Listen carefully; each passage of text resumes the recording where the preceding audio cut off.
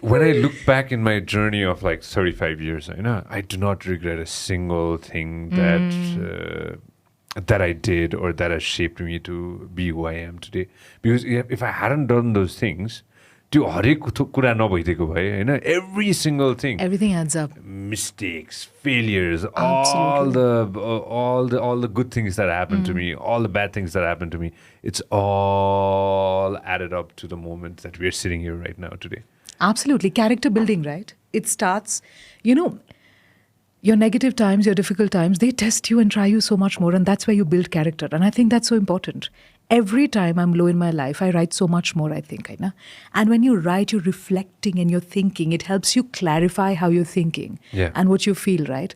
I think that's so important. And we don't do these things often enough. And that's what, no regrets. I possibly had regrets until a few years ago, but then when I see things shaping up, I'm like, theek hai, maybe it had a small part to play in whatever I did later. All the rotis that you've made, has made you who you've become today. all the 100 rotis a day. My favorite roti in the whole world is... my mother learned this. Mula halne ke pitra. आज खाको लन्चमा मैले हो नि त. Mula, so when you put mula, when you put kauli in the roti, oh dude, that stuff is so good. I should have got you that today because we had moli paratha today for lunch. You know what Mannsi got us ex, हामीले as a Bindi, baira cha, bindi. You're not saying this. Come on, man. Of course I'm going to say this. We got bindi today. We got capsicum, bede kursani. And what else did you get me today? I think tomatoes hola tesma. We got, So I think so. Oh, yeah, we got tomatoes outside. We got tomatoes. We got all those things, man. Thank you very much for bringing us vegetables, man. Well, you liked my story in the morning. I posted about the vegetables I got. They were organic. They were beautiful. And I thought, okay, maybe he's going to have some nice vegetables for dinner. Why not? Thank you very much for your time. Absolutely. Again, we've been planning this for a while, and I've, like I told you, right, how the podcast operates. I love inviting guests, but I just give it some time, and then we do it that way. Thanks for coming, man. Thanks for coming, and I'm glad that we did that thing last week for Amit, for Khaldi. Yeah, that was so much fun, right? Yeah. And I'm so glad about how both of us got excited when we realized the results. We left, both of us kind of left for that. I know. अस्ति हामीले Khaldi एउटा event गरेको थियो कि, pull up a few photos if you can. It was called Khaldi Talking Titans. Khaldi Talking Titans season 2. That was second season of Khaldi. 2 थियो कि 3 थियो छ्या मलाई थाहा छैन. हामीले बिर्स्यो. I think it was 2. मैले त बिर्सेको साच्चै. Khaldi Talking Titans गरेर season 2 जस्तो लाग्यो मलाई. Amit sent me such a long message and pictures and things like that. मलाई पनि, but I haven't seen it. 2 or 3, I'm kind of forgotten. All right, we'll figure it out. But thanks for coming, man. Seriously. And all right, let me give a gist, and then I want you to kind of elaborate. I tell my guests to kind of elaborate. I just want to understand that when you sit down and talk to people, right? Earlier, when we were talking, when we were doing the Express, you told me that you want to sit down with 2,000 people in a dark room. Yeah. Right? Tell me a little bit about why do you want to do that? Like, why would you want to go ahead and sit down with 2,000 people in a dark room and just talk to them? Just express yourself in front of those people. It's empowering. For me, I think, okay, my dad loves having conversations. We grew up in a family. We possibly did not have the biggest cars, the biggest home, none of that. We had the best conversations. We would wait for Papa to come back home, and our dinner would last for 20 minutes of eating, 2 hours of just sitting around the table and just talking. And I think that's something that stayed with me forever. And then I come to Nepal. I don't speak the language. I can't really have conversations with people. So for me, I've always been like, oh my God, I want to be able to share. I want to be able to talk. I want to be able to listen. That's such a huge part of having conversations. And then I got introduced to Toastmasters. In a lot of ways, it became my window into this country. I met people, I had conversations, I learned I started understanding what it means to be from here. So for me, conversations became more and more important. Now, as I move forward in life, I also realized that because of what I get to do, the nature of my work allows me to meet, let's say, let me just give you a simple example. Sure. On the one hand, maybe I'm coaching somebody. This happened 3-4 weeks ago with me.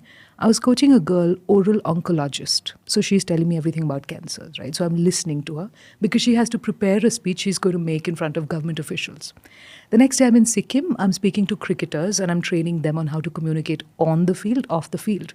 2 days later, I'm sitting with a banker. I'm helping him communicate how to put his messages across on social media. Yeah. But what happens in this entire process is I'm learning about oral oncology, I'm learning about cricket, I'm learning about sport and the mindset behind that, and I'm learning about banking. So just imagine the kind of rich experiences I'm getting to live vicariously through what I hear. So for me, conversations are just so much more important. When I say I want to talk in front of 2,000 people, it's because these conversations really have made me everything I am. And for me to be able to express and to be able to share whatever it is that I want to share is extremely empowering. Plus for me, being on stage, having conversations, speaking, talking about whatever it is, gives me so much of joy. It's the happiest time. It's my favorite thing to be doing this. Well. It's my favorite thing to actually just sit down and listen to you and be like, okay, so what did you do? Why did you take up this space? This is beautiful, right? And just to hear the history, because one thing leads to another and we don't exist in isolation. We exist in this interconnectedness. And I love learning from one person about their world, their web, because that teaches me so much about my own. I think that's why. I started wearing this watch again. Okay, I had taken I'd taken a break from knowing what my heart rate is for a while. You have those moments when you really want to know what's happening with your body, and then there are moments when you really want to be like, all right, screw it. I really don't want to know what's going on. I want to live my life. So I'm back on the wagon again. Of knowing how my body is functioning. After a long time, I again started wearing my watch. So I've been tracking my sleep. I've been tracking almost everything, right? There are 2 times when my heart is literally resting. Twice in a day. And when I'm doing the podcast. Does that mean it doesn't excite you enough, or do you feel most relaxed and calm? Very calm. Right. Very, very calm, right? So what I've come to realize is I don't meditate. That's something that I don't do. I wish I could. Yeah. I just can't. My brain doesn't function function in a way that I can just sit and meditate. Not yet. Maybe in my later life. So I've come to realize that this is the thing that is the best thing equivalent to meditation for me. You kind of getting me? I absolutely get it because... So, yeah, please. Sorry. I told you when you asked me what is public speaking, what is speaking on a mic for me? Meditation. Because, I'm so aware of everything at that point. Like right now, if I were to take a mental picture of this moment, I would never forget a detail. I would remember exactly what it smells like, exactly what it feels like on my skin, exactly what I see, exactly how much I'm able to cover. Because you're so aware, right? You know how you're breathing. I love that feeling. It's the most divine feeling for me. And I completely get that. And I love that we connect over this thought of meditation. It's beautiful because... This is it, right? But you need to, like what we were talking about, you need to be... See, talent for me personally, Mannsi, what I think is you need to have some kind of God-gifted talent. I've come to realize that now in my life. You can shape it. You can learn as much as you want, but there needs to be some kind of spark that is there. The gist to probably learn is that spark. That's what I feel. Everybody is born with certain talent. I think so. Everybody's born with something, but do you utilize that talent or no? Maybe you do, maybe you don't do in your lifetime.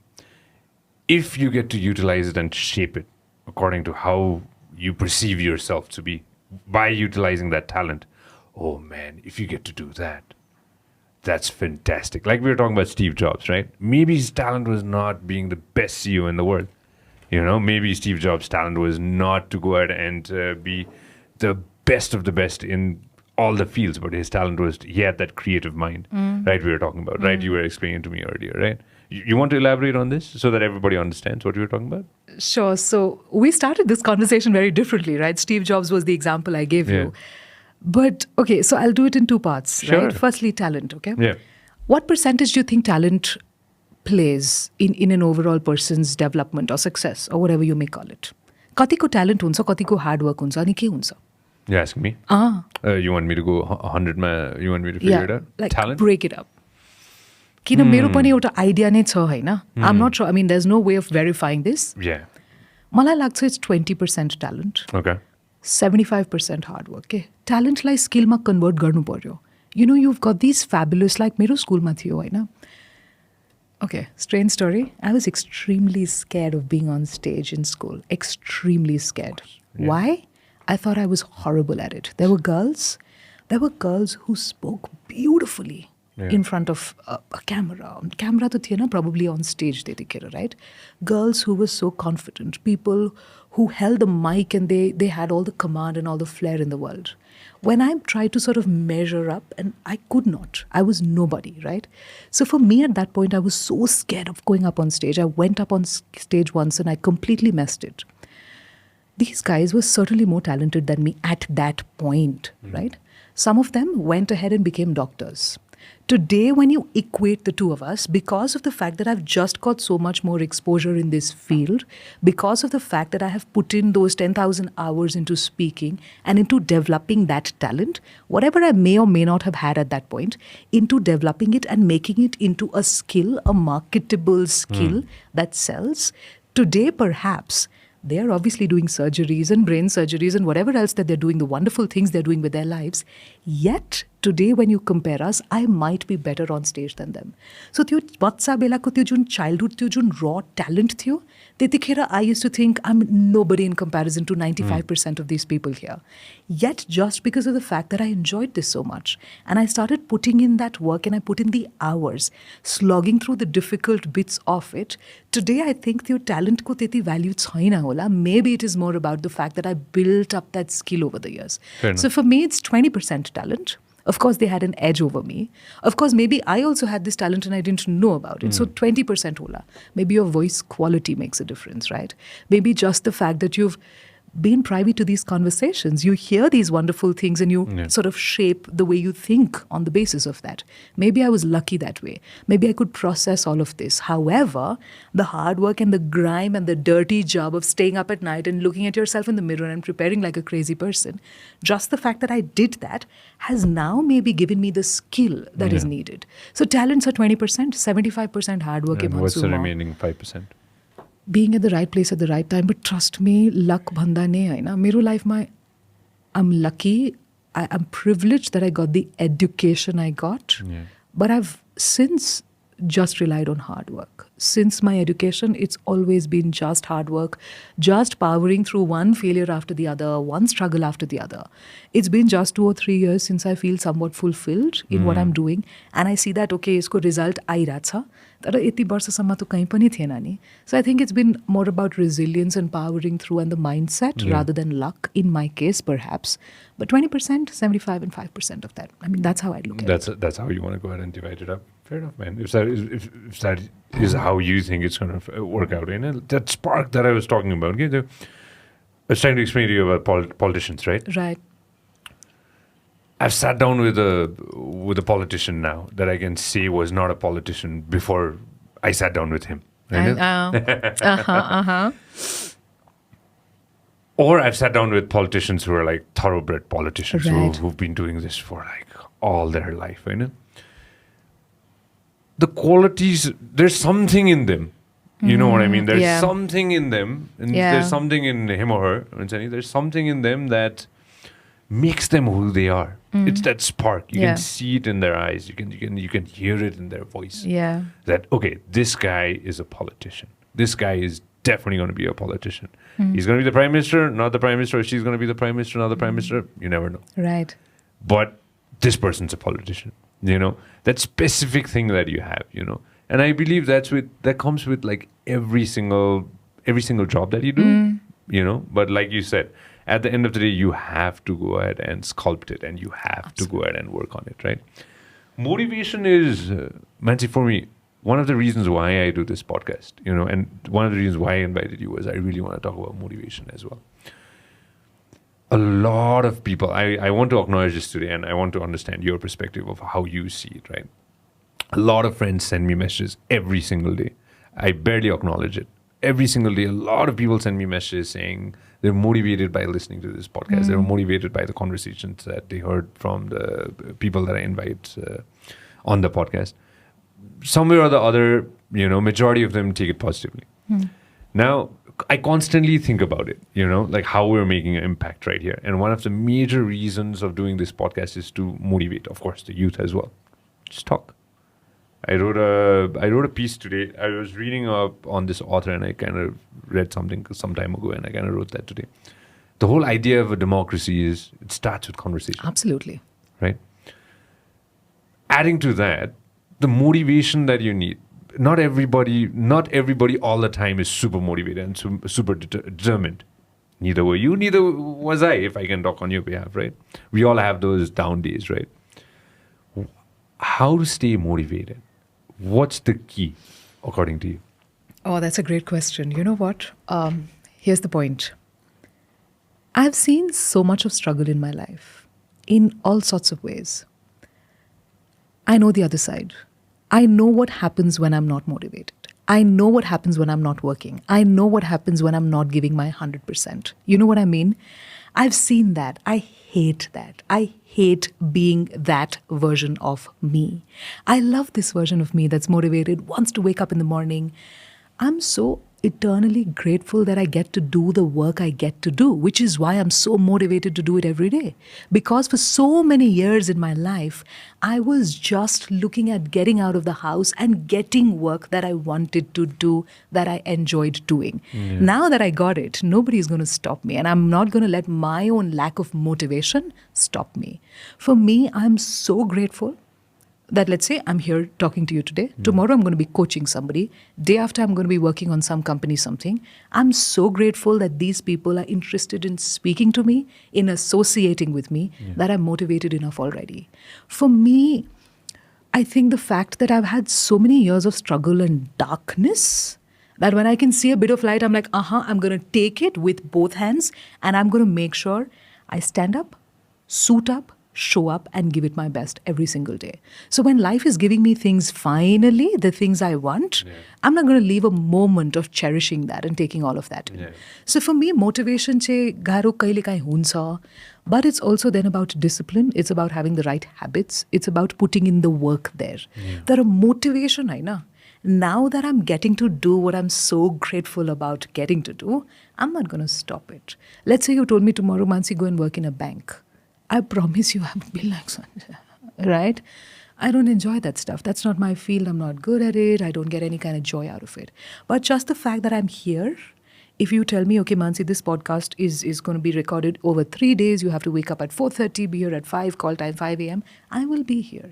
I will wake up without an alarm. I'll do whatever it takes. I'll be here. Nobody needs to push me because I love this so much.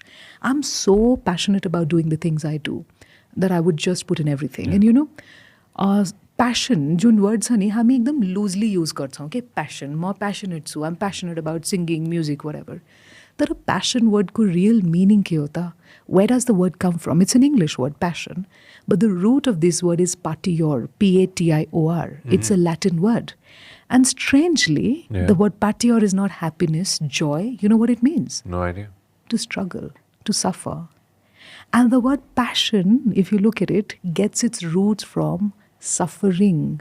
When I say I'm passionate about something, I am willing to suffer for it. I'm willing to struggle for it. Okay? So when I say I'm passionate about being on stage, helping people share their stories, share my own story, whatever it is, I'm willing to suffer for it. I'm willing to wake up early for it. I'm willing to not eat for it if I have to. I'm willing to put in that effort. And for that, I'm willing to go through and work through that lack of motivation and power through those days as well. Because I'm so passionate about it, I'm willing to suffer through it. Okay? And motivation, when you've seen the darkness, you're scared of the darkness. I'm scared of that, Sanjay. I don't want to be that person again. I don't. So here's something a lot of people don't know about me.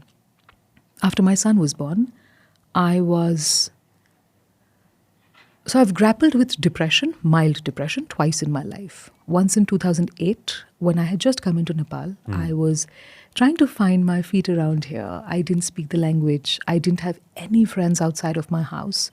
And at that point, I was diagnosed with jaundice. Right? This was not like sajilo jaundice. This was garo, deadly, dangerous khale jaundice. Right? Ani 4 mahinasamma, I also had typhoid, but it went undiagnosed. So I was in and out of the hospital. I went back to Calcutta because I could not deal with anything. I had lost drastic amounts of weight. I would eat one meal in 8 days, 6 days. Okay? And then that whole, oh my God, what am I doing with my life? I'm a gold medalist in economics. Ke gariratsu, all of that started coming in. Okay? I hated my life. Then after my son was born, I had postpartum blues. I'm not going to call it full-blown depression, but I was very upset. I think I felt very caught up. 14% of all women go through this. It's just that we don't know about it. Can you explain it a little bit? What is deeper? postpartum? Yeah, please. When you give birth to a child, you suddenly realize there's a huge sense of responsibility that you didn't have earlier, right? So it would range from all sorts of things. For certain people, it's about, I'm not feeling connected to my baby. I've just given birth and this is my child. I want this baby, but I'm not feeling connected to my baby. It starts from there up till I want to kill myself. It could be any range of that. And I had that as well. I had a mildish one, I would certainly say. So I remember one day, I think 7-8 days after my son was born, and it's a horrible thing to say, but my mom was with me and I told her, Mom, don't leave me alone in the room with him. I might do something. I just told her this much. And my mom was like, what are you saying? And, like her maternal instincts. And then she screamed at me and she's like, how can you be like that? I said, just don't leave me alone in the room. Oh. I said this. And I cried and cried because I said this, but I needed to verbalize it at that point, right? So all of these struggles I was going through. I put on tons and tons of weight. 2018, I lost that weight. I started working on myself. And, I put in so much of effort to not be in that space that I'm scared of that space. Yeah. The truth is I'm scared of being that person again. Not just the depression. It went away. After my son was slightly older, it went away by itself. I worked a lot, but it went away. I realized I wasn't a happy person then. Yeah. And I love what I do. My work gives me so much of joy, getting to have these conversations. All of this gives me so much of joy that I want to be this person. Yeah. I'm so motivated. I'm running away from that maybe in a way. Maybe this is my escape. Maybe this is my joy. I don't know what it is, but whatever it is, I'm so glad that I get to live this life. Fair enough. That I don't need anybody outside to motivate me. I need absolutely no external factors. It's within. That's so... Yeah, man. That's heavy too. That's scary, right? That's scary. When you think about it, it's super scary. Last night... all right, let's get into this. Okay. Last night I was home. My parents just got back, and I was sitting down and talking to my mom and my father. So my mother was sitting there. It's like a tennis match ma हुन्छ नि त्यो tennis court ma हुन्छ नि के त्यो के भन्छ tennis referee भन्छ judge भन्छ referee भन्छ referee बिचमा बसेर हुन्छ माथि हैन this is your mom's on one side my mom's on one side, my dad's on one side, and then we were talking for 2 hours, and my mother was telling about how I was born, right? How the whole thing came to play भनेर हैन. I was born in the house. Okay. I was born in the house because my mother, once you said jaundice, let me add this. My mother's going to be fine if I talk about this, I hope. So my mother had jaundice when I was born. So she had crazy jaundice, right? Of course, they went to the doctors, they were at the hospital, they did the whole thing, the whole 9 yards, right? My father used to get sugarcane, papaya, the whole 9 yards, So everything had happened. And one fine morning, my mother thought, it's hurting. 5 o'clock in the morning, wham, bam, I'm born. Excellent. At home. Right. So I was born, but the only tricky part was I was born 7 months. And certain days, so we're just trying to calculate. 7 महिना कतिमा म जन्मेको रहेछु भनेर, we're just trying to calculate that. We haven't finalized it. Okay. We're looking at the records. I know. So they're going to do There that. aren't too many records for these things, unfortunately. 35 years ago. Of course. And you're born at home, right? Exactly. And I was telling you where I was born. I was born in Naxala, So born at home. And this is, of course, now the doctors are coming, things are happening. We have somebody who is helping my mom out, and then of course they didn't know a lot of things. And you got to cut the umbilical cord and things, and you got to figure this out. You got to figure that out, and they're all figuring it all out. So born, they grabbed me. So I still remember my mother saying it last night. Okay?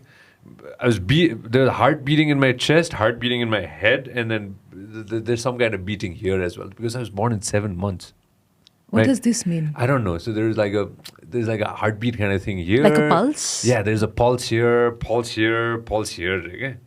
Okay? I'm so tiny. I'm so small. That's crazy. 7 months, premature right? I'm sure 7 months something. It's super premature, and long story short, I'll cut it very short. And so, of course, the doctors came. A lot of things happened, and all planned out. And I was raised in the home itself because they decided that screw it. We just take care of him at home. Because they didn't trust a lot of things. So, at that time, they were not sure about put him in an incubator, do this, do that. So they decided, all right, we're going to raise him at home. We're going to figure this out by ourselves. So, of course, for the first 5 years of my life, I'd struggled a lot. I had no idea about this. I found out last night that for the first 5 years of my life, I was not the best happy baby because I had a lot of problems, medical problems, because my chest were of course, I was a sick child. Most probably I had asthma, I believe, when I was young. Baby asthma also. I know, when I was premature, I had asthma and a lot of things. So last night I came to realize that I struggled to survive as soon as I was born. You kind of getting me what I'm trying to say? Totally. Janmini bittikai, it was a struggle for me to breathe. सासै फेर्न सकेको छैन. आज मैले मेरो एकजना doctor साथीले मलाई बुझाउँदै थियो कि कन्भर्सेसन गरिरहेको थिएँ मैले होइन अनि उसले मलाई बुझाउँदै थियो कि थाहा छैन मलाई I really don't know this pull it up है बच्चाको चाहिँ लङ्स हुँदो रहेछ कि होइन she was trying to explain to me but got out of my head होइन lungs are not fully developed they developed as soon once you born then they start developing the lungs. Wow, so the first gasp of air is sort of त्यो भन्छ नि. So how I can understand this is, when a little baby cries, like a newborn cries, and they cry loudly, they first cry sound, and then they go after 2-3 weeks or whatever, right? So I remember there was a didi who used to come to massage the baby, and she's like, no, let him cry. Don't try to spoil him. Usko lungs burst, sir. Maybe that's a part of this thinking. Something. Yeah. Pull it up to X. I don't want to get this wrong. And she was trying to explain it to me. There's like a layer or something. And Google a young kid. I was about to say brand new baby. Brand new baby. I love that. Brand new baby, right? Fresh baby's lungs. Right? Fresh from the mint. Fresh from the mint. At what age is the baby's lungs fully 36 developed? Weeks. Your baby's lungs are fully formed and ready to take their first breath after the birth. I know. The digestive system is fully developed and a baby will be able to feed if they're born. 36 weeks is 9 months. So at 7 months and some days, you were definitely not fully developed, lungs-wise. Yeah. So anyway, so I came to... So my parents made me understand last night that as soon as I was born, I was struggling to survive, right? Yeah. My mother said they used to put me in one... Of course, and they put me on one side, right? So I was so weak and so tiny, that I couldn't turn to the other side. So I was just there, surviving, right? So for the first 5 years of my life, I was just surviving, Mannsi.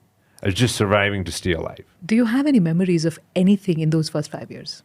No. The only memories I have is going to elites, going to school. That's my first memory that I have is I do not want to wear underwear. Was my Okay, that's a nice memory to have, if I may put it like that. One of the first memories is that and the tree in the school and monkey climb and just looking at older kids trying to do that. Those were my memories, you were saying? You may not remember anything consciously, but you've registered it in somewhere like Samalai. Because these are core memories. Okay? These are things like, your first few months and years, they're instrumental in your development mentally, but Yeah. I think also emotionally, maybe memories kahin na kahin store huncha jasto lagcha. Because there are these interesting studies always about, you have these people who have like a great memory. I don't know, Yeah. I was watching this random video, okay, Yeah. about this girl who has like a photographic memory, like a real photographic memory, okay? And they took her for a flight, a helicopter ride over New York. And this is the first time she's in New York, right? Yeah. And they take her and she's like, here you 10-15 minutes, whatever the length was. She comes back and they give her like a long piece of paper and she sketches the panorama Yeah. down to the last detail. Kun jhalma, kasto phul cha, kasto ke cha, everything, okay? So she's got a photographic memory. And then they did a lot of like studies and they asked her a lot of things. And what were you doing? And she's like, 3 days after I was born, I kicked the steering wheel of the car when my dad tried to take me home from the hospital. Now, these are things that you can't verify. There's no way of verifying it, right? But the parents try to pull out her oldest photographs. Yeah. And the parents are like, okay, what happened this day?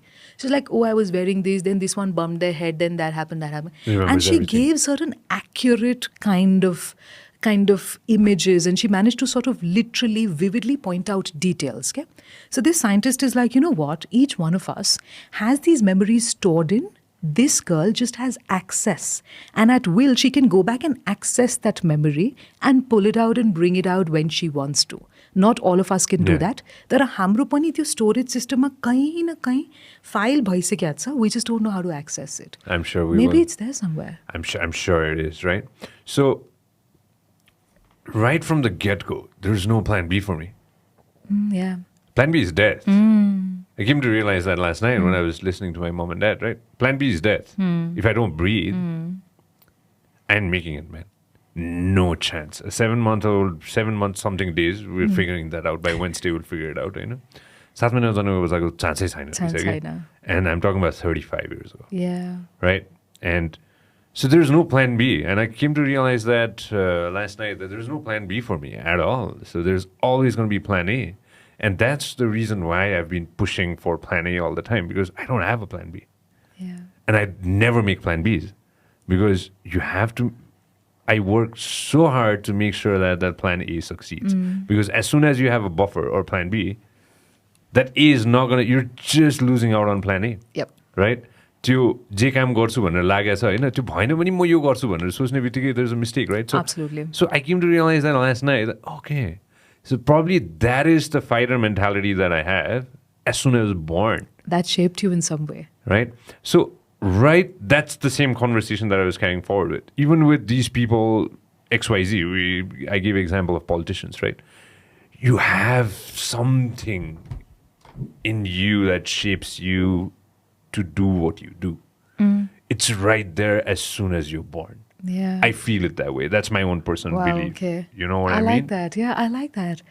You know, maybe it's in you, maybe it's around you as well. हुन सक्छ होला, हैन? Nature versus nurture, त्यो same conversation, Hahn? In your case, maybe nature, the fact that you were born tiny and you had these complications, maybe that really helped in a different way, in a very off way, in an inverse way, maybe. Mero lagi, I think conversations and words were around me always. I'm very lucky I grew up in Calcutta because Calcutta, again, city of culture, you know. When we grew up, we had no option. We were sent into music class, an art class and dance class because everyone in the entire neighborhood was doing that. Saturday mornings, if you were to walk outside, you'd hear gungru ko awaz because some kids are practicing dance, classical music on one side, maybe somebody's learning something else. I grew up in a city where we read a lot. I mean, we grew up, not just my family, but I think most of my friends grew up reading because it was so emphasized in our city, Calcutta, you know, intellectuals, right? That's what you think about. Political movements, again, conversations, democracy, intellectuals, music, art. So I think all of that became a huge part of who I was growing up. In my house, my dad, voracious reader. My mom is an artist. So I grew up in a very open environment which allowed me to see all of this. I think maybe that's the spark. Maybe in your case, nature. Maybe in my case, a bit of nurturing. The creativity was always there. I just want to understand a little bit about Calcutta. Calcutta was, I haven't read a lot about Calcutta. I've been to Calcutta, but I haven't read in detail about Calcutta. Calcutta was the capital of British India until British India. 1911. Okay. After which Delhi was made the capital. Yeah. So initially capital was Calcutta from 17 something, 1757 or 18, kaile dekhi hai na, for many years, more than 100 years, Calcutta was the capital, 150 years, I think. And then it was moved to Delhi because Delhi is more central and easier to sort of handle the entire British Empire because closer to Pakistan, closer to all of that. But Calcutta was the capital for a very, British very long time. Raj bhante haina Of course, 1911. See, I'm correct. Yeah, it's 1773 to 1911. haina. Yes. That's why. Oh man, I wish I could pull up the photos. X, do me a favor, haina. 2019 ko mero Instagram ma jao, haina. I have a photo at that place called Howrah Bridge. Howrah Bridge. We were there. No, 2020 ko Jan ho ki Feb ko photos hai mero Instagram ma. Dude, there's that train station. What's that train Howrah station? Station. Howrah Station. It's crazy, man. You went to Howrah? Holy What were you doing shit. there? Did you actually catch a train from there? No. You I could couldn't- not. I didn't have the balls to do it. I couldn't do it. It was too crazy and chaotic. So I was with a friend, and then my friend had a lot of things to do there business-wise, and I was just sightseeing. Right. I know. So again, basic stuff, places to go in Victoria Memorial, Howrah Station. I took the ferry. Okay? I took You the. did. I love that. I Yes. took the ferry, and then Yes. I have a selfie of the Howrah at the back. Yes. That's from what the I have. ferry, right? Howrah Station, dude, that place is so intense, so crazy. Like, man, There's another one called Sialda too cute. Station here. Howrah is the bigger, more prominent one, which connects Calcutta to the rest of India. Sialda is the Ali Sano wala, which connects Calcutta to close by places. Okay? Okay, That's super intense as well. I couldn't do it, man. कस्तो हुँदो रहेछ भने ट्रेनको बानी छैन नि त म जब ट्रेन देखेकै थिएन मैले होइन अनि त्यसपछि त्यो कुन छान्ने नै थाहा हुँदैन अनि it's so chaotic but I loved the chaos के I wish I had done this before I have a time lapse video someday I'll send you होइन I'm sitting there and then I have a time lapse video of I'm just standing I love doing that okay? And then people are You're walking moving all and over. there's a haze. It's so crazy in Yeah. that train station I have a video I'll just send Do you. one thing. Go to Bombay. Yeah. Do yourself a favor. Go to Bombay. Dadar station. होइन Yeah. इभिनिङमा 5 बजेदेखि 8 बजे बस्नु time laughs लिनु होइन You'll go crazy. It's crazy yeah You'll go crazy. You know, I think, okay, there's two things I miss about India when I'm in Nepal, okay? I don't miss the weather, I promise. The weather is magical. We live in heaven just like kati choti hai na. I miss not having a sea beach. Like for me, sea beach is again core childhood memory. My grandfather, sea beach, used to take all the kids and go into the water. And trains. I grew up, we used to travel a lot as kids, and we used to, I think some of my favorite memories are coloring, sitting at in a train berth, looking outside the window, and trying and drawing everything and coloring everything we saw. It's just beautiful. I Nice. think that's one of those things I miss a lot, yeah. Nice. The food, I'm sure. No. Not No. the At food? that point, there was no good food on trains. No. I'm talking about 30 years ago, right? Oh, okay. So you had to carry your own food. You would pack up everything for 2 days. Yeah. And I was telling a friend about this yesterday. It's so strange. Suppose I was to go from Calcutta to Bombay by train. It would take 2.5 days. 2.5 days. त्यतिखेर होइन? But the weather ma to Other sabai sides of queen छ India, नि. yeah. Yeah. Another side, east to west, right? Everything queen छ होइन? So you would tell people you knew midway. June like suppose you know somebody in let's say Nagpur or Raipur, you would Makes tell them food. आफ्नो घरबाट food लिएर आऊ मेरो train यो दिन यो platform यतिखेर आउँछ मोबाइल फोन पनि थिएन होइन and they would actually bring you food and they would do these kind of things for you. So it was a crazy time and when you look back it's strange, it's funny, but it's also a very important memory just like so. Nice, man. I really like it. I went to that place called Peter Cat, which I was telling you about. And I stayed at the old Calcutta, the Shakespeare Sarani? yeah, Yeah. there. And then I went to this hotel's nightclub. पार्कमा गयो होला No, man, I can't remember. Roxy. It was right next to my the Airbnb that I was staying. होइन and Jun Airbnb was त्यसको ठ्याक्कै छेउमा चाहिँ there's a old hotel, like an old colonial style. I believe it's the park. I think so. And there was like a small little. Someplace else. I forgot. I ate up my होइन आज हेर्नुपर्ने रहेछ मैले. And then yeah, we went dancing, but we were the only ones in the club because it was like Monday or something. But it's really nice. To Calcutta, the vibe was really nice, especially the old one. Don't take me wrong. When we were driving through, I had seen the new Calcutta, but the old one, I saw the new one, and I didn't want to go there. Like I kind of wanted to be at the old place because that's where the authentic The culture Calgary is. Yeah, Absolutely. Like I was telling you earlier, right? Say 40 years ago or 60 years ago, you went into Calcutta and you were blindfolded. You woke up one morning in Calcutta. Yeah. You would know you're in Calcutta because it's Calcutta. Everyone is speaking in Bengali. People dress up in a certain way. The houses are these old colonial homes. You get very typical Calcutta-style street food. The weather is Calcutta. The shops are very Calcutta. You woke up in a Delhi, you would immediately know the difference because of just how differently wired it was. The food would be different. The accent would be different. The people would look different.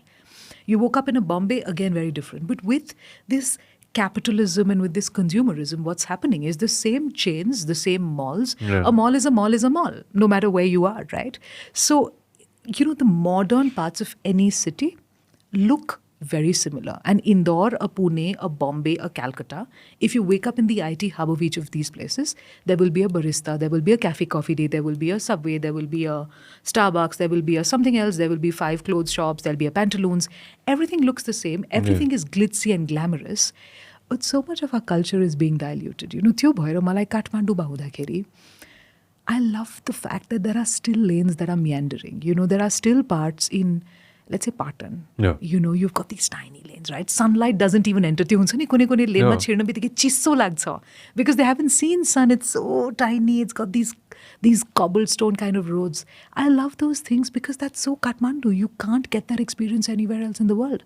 Starbucks त 10,000 ठाउँमा हुन्छ होला हैन तर त्यो पाटनको त्यो बाटो त्यसको feel त्यसको fragrance त्यसको stories त्यसको मान्छेको बोल्ने तरिका त्यसको त्यो old nevar त्यो the way they speak to each other, the tones, the clothes hanging from those windows, it's beautiful.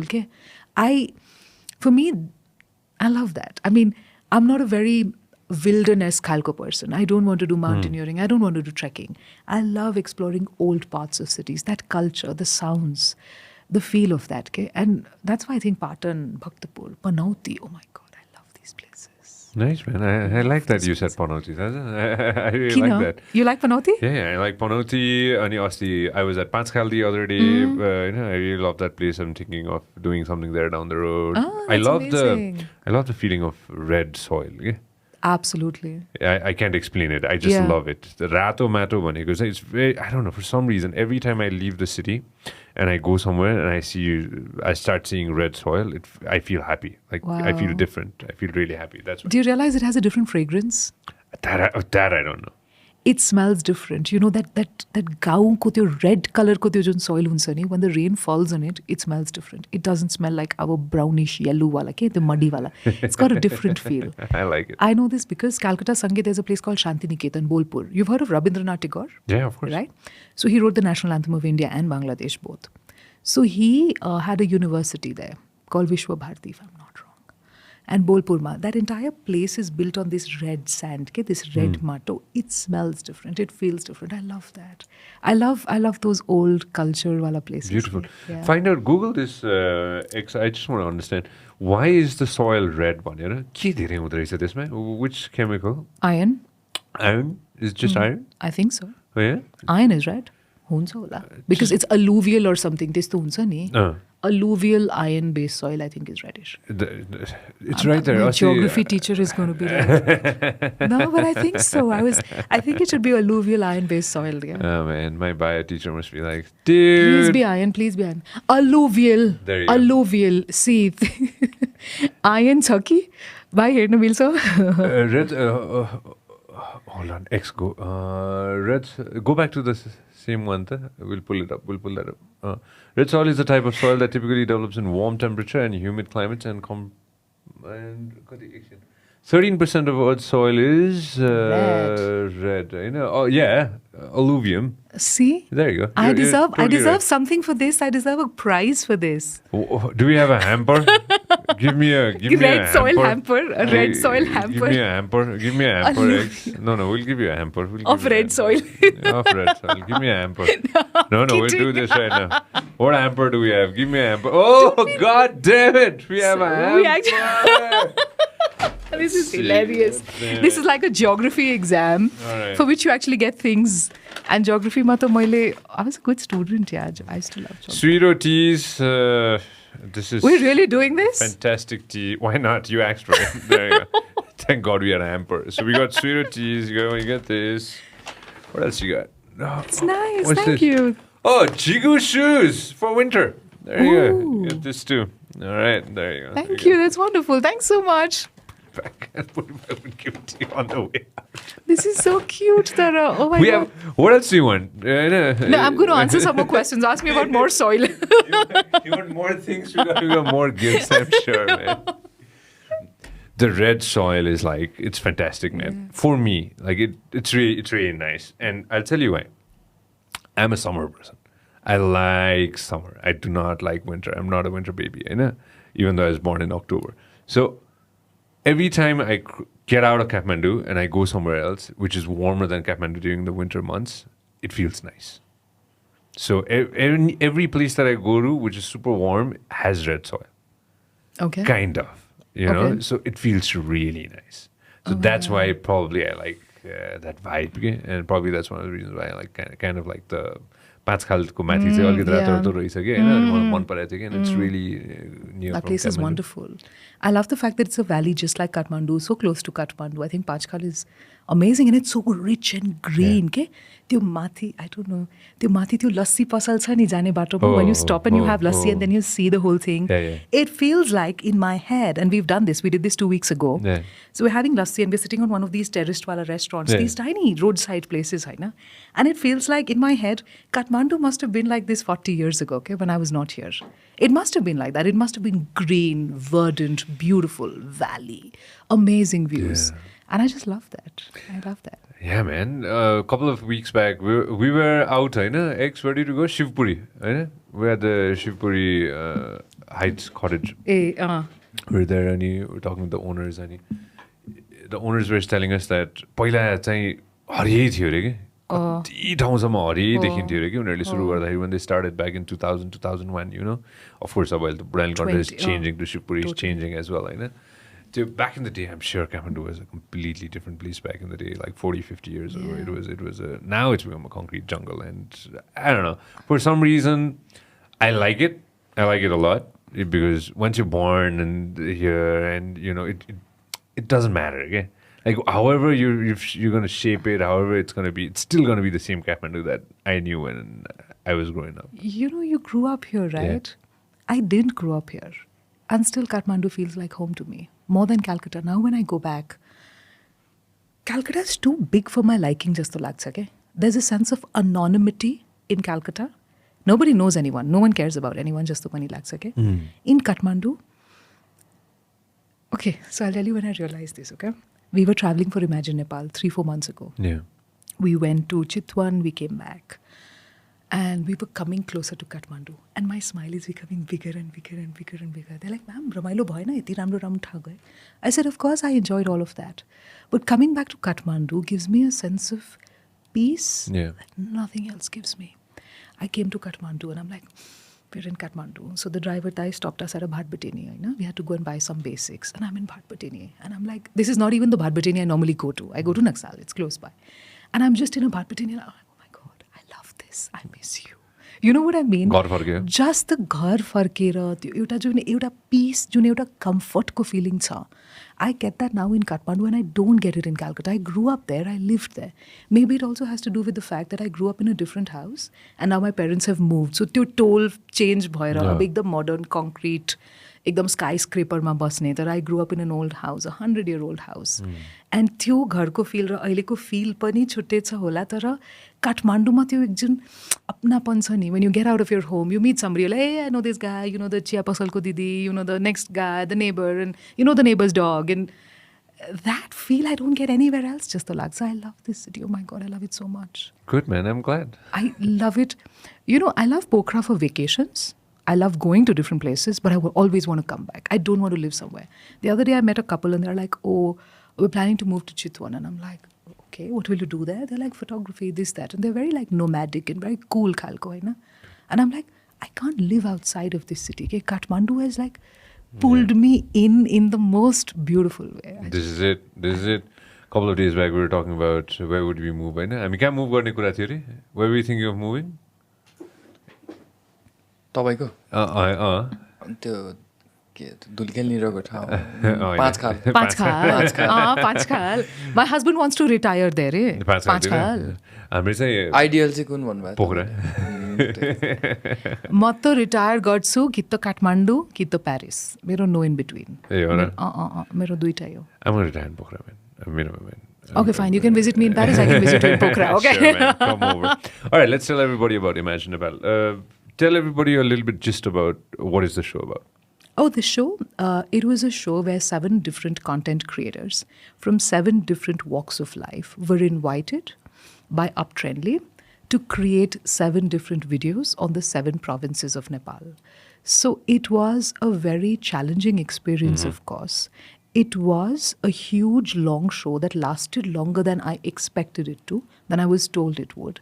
But it has shaped me and it has brought me closer to everything that I wanted to get closer to in this country. I was given Bagmati Pradesh. Bagmati hamro afnai pradesh ho ek tarikale Kathmandu ko wariporiko. And I think I was extremely lucky that I got a chance to live this life where I was able to touch the soul of this pradesh. हैन हामी बागमती प्रदेश सोच्न बित्तिकै काठमाडौँ, ललितपुर, भक्तपुर अनि probably अलिअलि चितवन बुझ्छौँ हैन रसुवा, सिन्धुपाल्चोक, नुवाकोट यो सबै ठाउँमा पनि मैले जान पाएँ क्या. And I went to these places and I realized there is so much of beauty and so much more to this.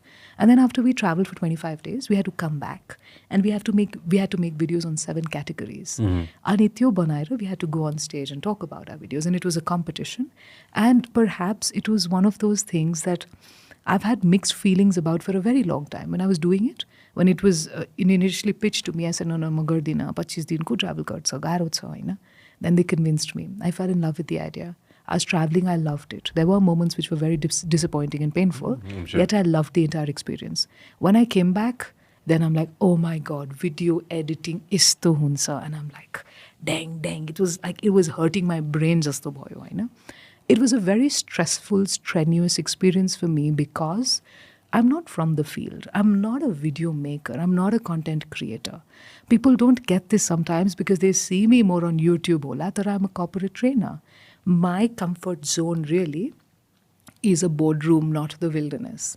I don't want to trek. I don't want to be that person. I don't enjoy that much maybe. I love this. This is my space. Yeah. So for me, it was very challenging, very uncomfortable. And that discomfort really taught me a lot. And so for me, now when I look back and I think about Imagine Nepal, it really shaped me and it was a huge catalyst in this transformation and this sort of shift that I had in understanding Nepal and understanding myself as well.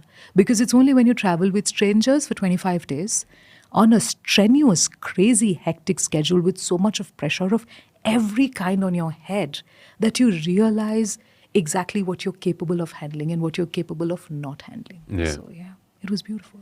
Yeah. Oh yeah, that's us. That's you this place. Oh my God, your ठाउँमा भनौँ हैन. This is a place called Gatlang. Okay.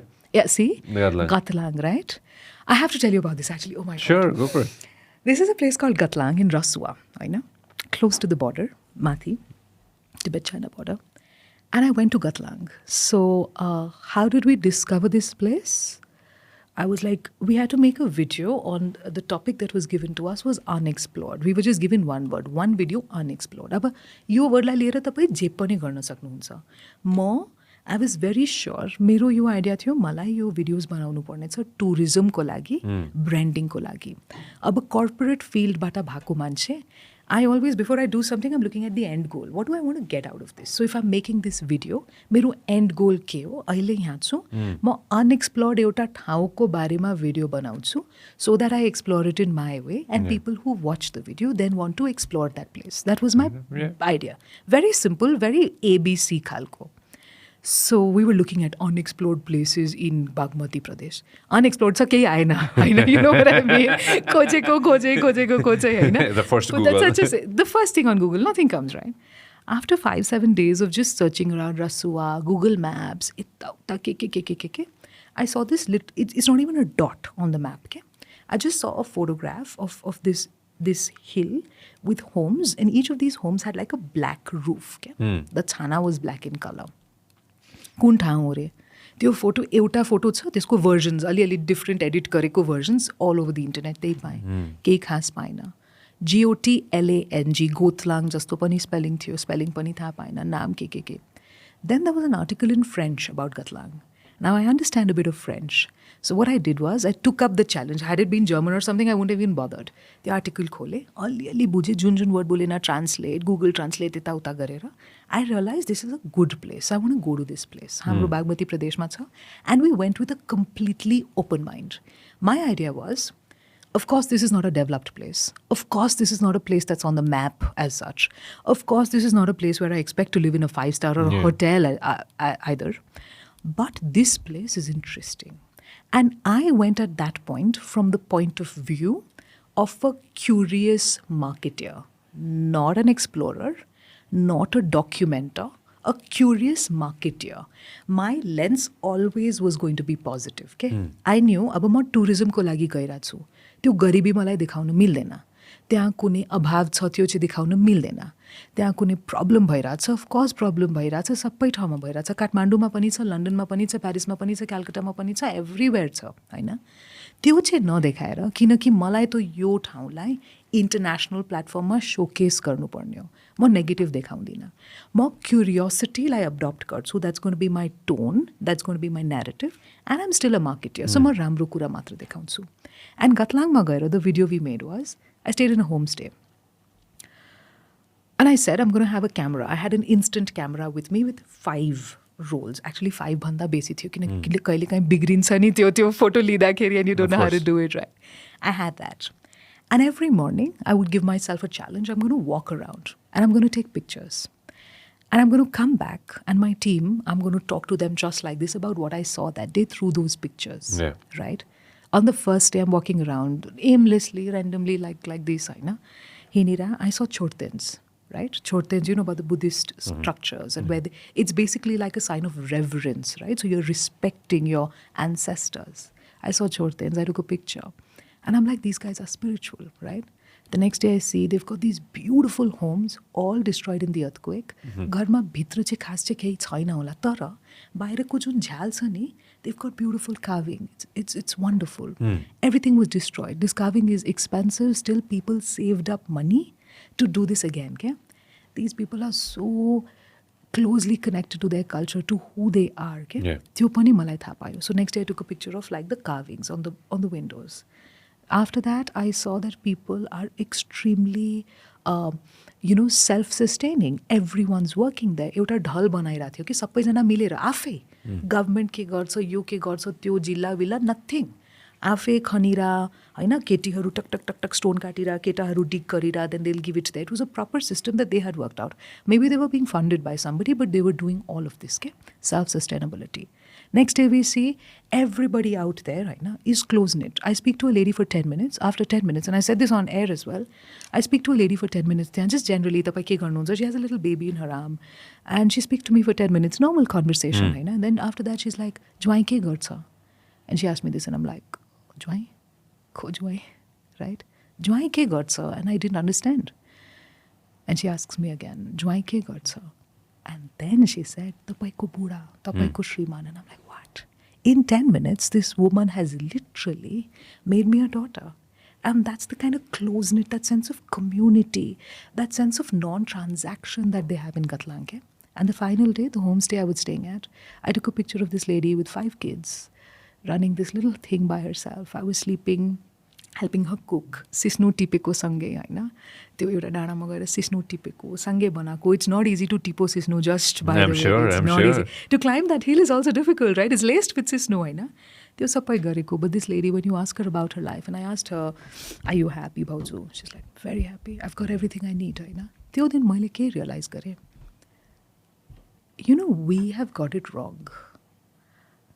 We're looking at the world through a different lens. A lens that may not be ours entirely. Of course, we want to develop. Of course, we want to make things better. Of course, the infrastructure needs to improve everywhere. Of course, healthcare, education needs to improve. Yet, what is the future we're looking at? Spirituality, closeness to culture, closeness to people, self-sustainability, happiness. I found all that in Katlang. Yeah. It's actually a framework and a blueprint of the world we want to create, right? We talk about, oh, yo garepachi will be closer to this. Gatlagma tyo naturally nahi cha. So, the world that we want to create, the blueprint of that exists in our country, in an unassuming place like Katlang. And for me, that was the biggest discovery. Nice. We are running towards this, but we have it already. It is not the past we have lost. It is the future we deserve and our kids deserve. Okay? That Katlang ko tyo euta deep, profound jun understanding of happiness cha. For them, हामीलाई लाग्छ ओहो कति दुखी छन् यिनीहरू हैन, they are super happy, man. For them, they're like, के छ यति राम्रो पहाड अगाडि, घरको अगाडि यति धेरै सिस्नु पनि फलिरहेछ, टिप्ने खाने ढेडो पनि पकाएर, श्रीमान पनि गाइड हो, he will get us like money we can buy buckwheat and all of that. अनि मेरो 5 बच्चा स्कुल पनि गइरहेछ, गाउँमा सानो स्कुल छ. We're so happy. We think abhav cha. We think enough chaina. But look at it from their perspective. How forward thinking they are. Self-sustainability ko kura garcha. Zero waste.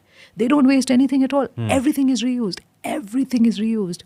Old battas ma they're putting things, It's so well done. Of course there's pain. But there's pain in our modern world as well. There is pain in this as well. We have way more pain. In a lot of ways, right? Yeah. Right? Yeah.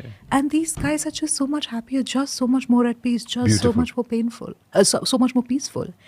And I realized that this is what Nepal's message to the world can be. We actually have everything that the world is aspiring to get to.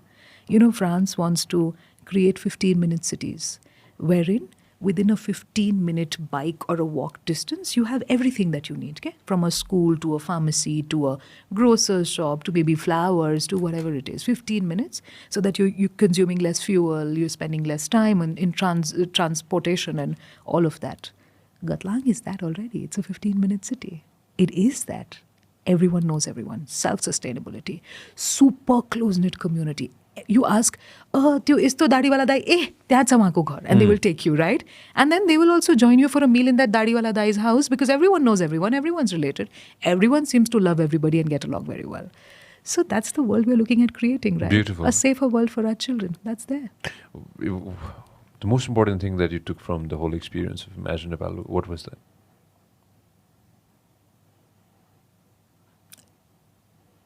Gratitude is what I felt through the journey, jasto lagcha. But the most important thing that I learned maybe is that there are other ways to getting there. Whatever that getting there is for you, whatever it is, there's our way, there's my way of looking at it, but there's also somebody else's way, and that way might also be very correct. Yeah. And that way might work for me as well, not just for them. We think like plan A छ. Plan A सबैको छ ल, कसैको plan B C पनि हुन्छ, मेरो त्यति पनि मेरो पनि हुँदैन, तपाईँ जस्तै हो हैन. तर प्लान वेलाई अचिभ गर्ने यो बाटो मलाई ठिक लाग्छ, तर त्यो बाटो पनि हुन सक्छ होला. I think that's something that I learned. Yeah. That really was very eye-opening for me, just like, okay, there are people in Sindhupal Chowk so happy. They have problems, they have pains. Our problem is more first world problems, cool problems, Iti time lagyo, jala khelsama pugna, haina. That could be my problem. Their problem could be more profound, more complicated, yes. Needs to be solved, yes. Needs to be done on a policy level, maybe, yes. But bhitra ko tyo jun euta peace and sense of happiness tyaha cha ni, that might be the solution to a lot of things. We're getting it wrong. We're never going to be happy with all the things we got, man. We need more things. Of course. That's the problem basic of the modern economics. Basic economics. You will never be satisfied. No chance. Google got like the crazy छ यो ठाउँ. GATLANG हैन Maps पनि निकाल्नु मलाई कस्तो हेर्नु मलाई ठ्याक्क कतापट्टि रहेछ भनेर. इन्ट्रेस्टिङ, बडो इन्ट्रेस्टिङ लाग्यो मलाई. कति पपुलेसन के रहेछ? Around 3,000. 3,000 जना. But they were not all there when we went because the goat हुन्छ नि concept. Did you know about goat? Goat भनेको? When the men go and work and they go up or down and they work. See, that's good. Yo, कालो village, black village भन्दा रहेछ नि, के हो black village भने? Black, the roof Hahn, roof मा black wood को slab हुन्छ के? Roof मा, because that's the material they use, locally available हैन. त्यो जुन slab हुन्छ, Gotlang Black Village Gotlang गरेर images हेरौँ त के रहेछ. I'm just trying to understand what. Oh, it's amazing. It's amazing. के को slab थियो? It's wooden slabs and then they put stones, हैन माथि. Oh man, that looks so cool. It's beautiful. It is. It's unbelievable. त्यो you know? उसमा जाऊ त X zoom out अझै भयो. त्यो carving हेर त त्यो. त्यो हेर्नु त first, त्यो second row, yeah. यो के हो? ओरे बाफ रे. Imagine, हैन? यस्तो छ के? And all the homes are like that. You want to hear one more very interesting thing? Sure. The homes. Now, when we think of a house, right? You think of room. Yeah. No. Hall with a cooking spot in the middle, and because there's always fire, there's always like wood which is lit, right? There's always fire. The entire thing stays warm inside.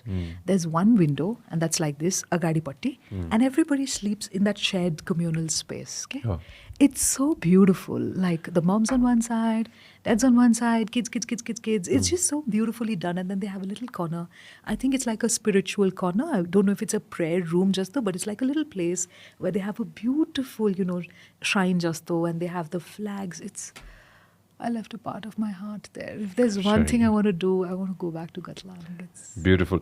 Pull it up again, maps. We used to have a home very similar to that back in the day. Sindhupalchok used to have it up top during the insurgency. I believe one of the sides burnt it or something like that. Do you know what that's called? The homes that you have in Sindhupalchok? Like that, similar to that? Please. Merchakoma homes. त्यस्तो उचाइ थिएन कताबाट जाने रहेछ एक्सहरू त म अलिकति confuse भएँ. How far is it from here? 152 kilometers. But how long does it take? Great question. तर नै हैन. We did not track nothing. बाटोमा गाडी पुग्छ. हामी गाडीमा गएको पुरै बाटो हैन. We stopped at this place called Dunche for a night because we were horribly naughty and we kept on stopping the गाडीको driver दाइनो like दा एकछिन फोटो लिनु पर्यो भिडियो लिनु पर्यो हैन. So हाम्रो त मिसनै छुट्टै थियो नि. So बाटो भरि we kept on stopping and taking photos and videos and things. Directions गरेर त nice. Of course you went for हैन. हामीले त 2 दिन लगाएर बिस्तारै गएको तर you can possibly do it in a day. Russia Hot Springs says, check गर्नु पर्ने. Check गर्ने हो? You want to go for a trek here? कति दिन लाग्छ होला? 1 हप्ता जस्तो लाग्छ होला हैन? Would be fun, Please go to Gatlang. It'll be fun, yeah. It's amazing. Thinking about it. And when you go there, you have to have dedo. You know dedo? Of course. Oh my God, dedo. I'm not a dedo person, but sure. I'm a dedo person. Yeah, I'm not a bhat person. Thakali, okay, so. फापरको रोटी हो मलाई मन पर्ने. No, dedo. With golbhada ko achar. Oh my God, I don't know what to say. I'm craving thakali for the last 5-7 days. I love it. Take you. Momo, see, duita kura, no? Momo is momo, it's life. And thakali dedo, golbhada ko achar, aloo tareko. Oh my God. And that cauliflower and mushroom. I can live on that stuff. Dedo I can't do, man. I love dedo. I've given up. म ढेँडो चाहिँ म गर्न सक्दिनँ हैन. फापरको रोटी हैन त्यो सबै म सक्छु. ढेँडो चाहिँ म सक्दिनँ. ढेँडो र अर्को एउटा थियो क्या हाम्रो घरमा चाहिँ सानो. My mother loves this stuff. I don't know if you've ever had this in your life, Hahn. It's called pani roti. Ever had it? I had it 4 days ago. This is crazy. My mother loves पूजामा खाको रुद्राभिषेकमा हुन्छ नि. Like Rudri पूजाहरू हुन्छ नि. So that's like एकदमै त्यो पूजाको जस्तो खाना and it's so good. I had it 4 days ago. You had pani roti? Thursday. Have you had pani roti ever in your life? खाजा? It's so good. It's so good. कस्तो हुन्छ pani roti? pani roti कस्तो हुन्छ भन्दाखेरि चाहिँ literally रोटी नै हो हैन काट्ने हैन त्यो चाहिँ एक सिटी लगाइदिने हो के हैन यस्तो ट्रायंगल शेपमा हुन्छ के हैन रम्बस जस्तो बनाउने रोटीको अनि दालसँग उमालेर तरकारी सरकारी हालेर it's like a one dish one pot meal जस्तो so good. इट्स फिलिङ के एकदम फिलिङ हुन्छ हैन स्पेशली चाहिँ कस्तो हुन्छ भने अलिकति सन्चो छैन भने मलाई चाहिँ एक pani roti बनाइदियो भने टक हैन चाउलको साथमा म त्यो खान्थे तर खास it's so good. So good. So nutritious. It's so good, so know? Good. Okay, and less dishes to wash after. Yeah, because you make it in the same pressure cooker. It's all in one pot. Go. One pot. I do love this stuff. All right, now let's talk about the corporate people. How? Okay, here we go. How does it feel when somebody calls you who is let's say a corporate leader or somebody who is there high up, right? And that person calls you. All right, hypothetical, right? Hypothetical, I know. Phone house. Malai alikati madat chahiyo. I need help. These are the things that I think I need to get better at, right? Let's tell everybody that everybody needs help. I kind of want to make people understand that even people in various sectors who've reached a certain level need help. I've had those phone calls, right?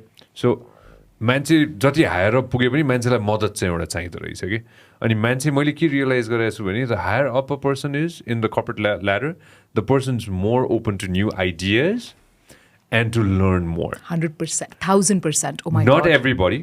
Of course, there are definitely people who have egos humongous as Mount Everest, you know?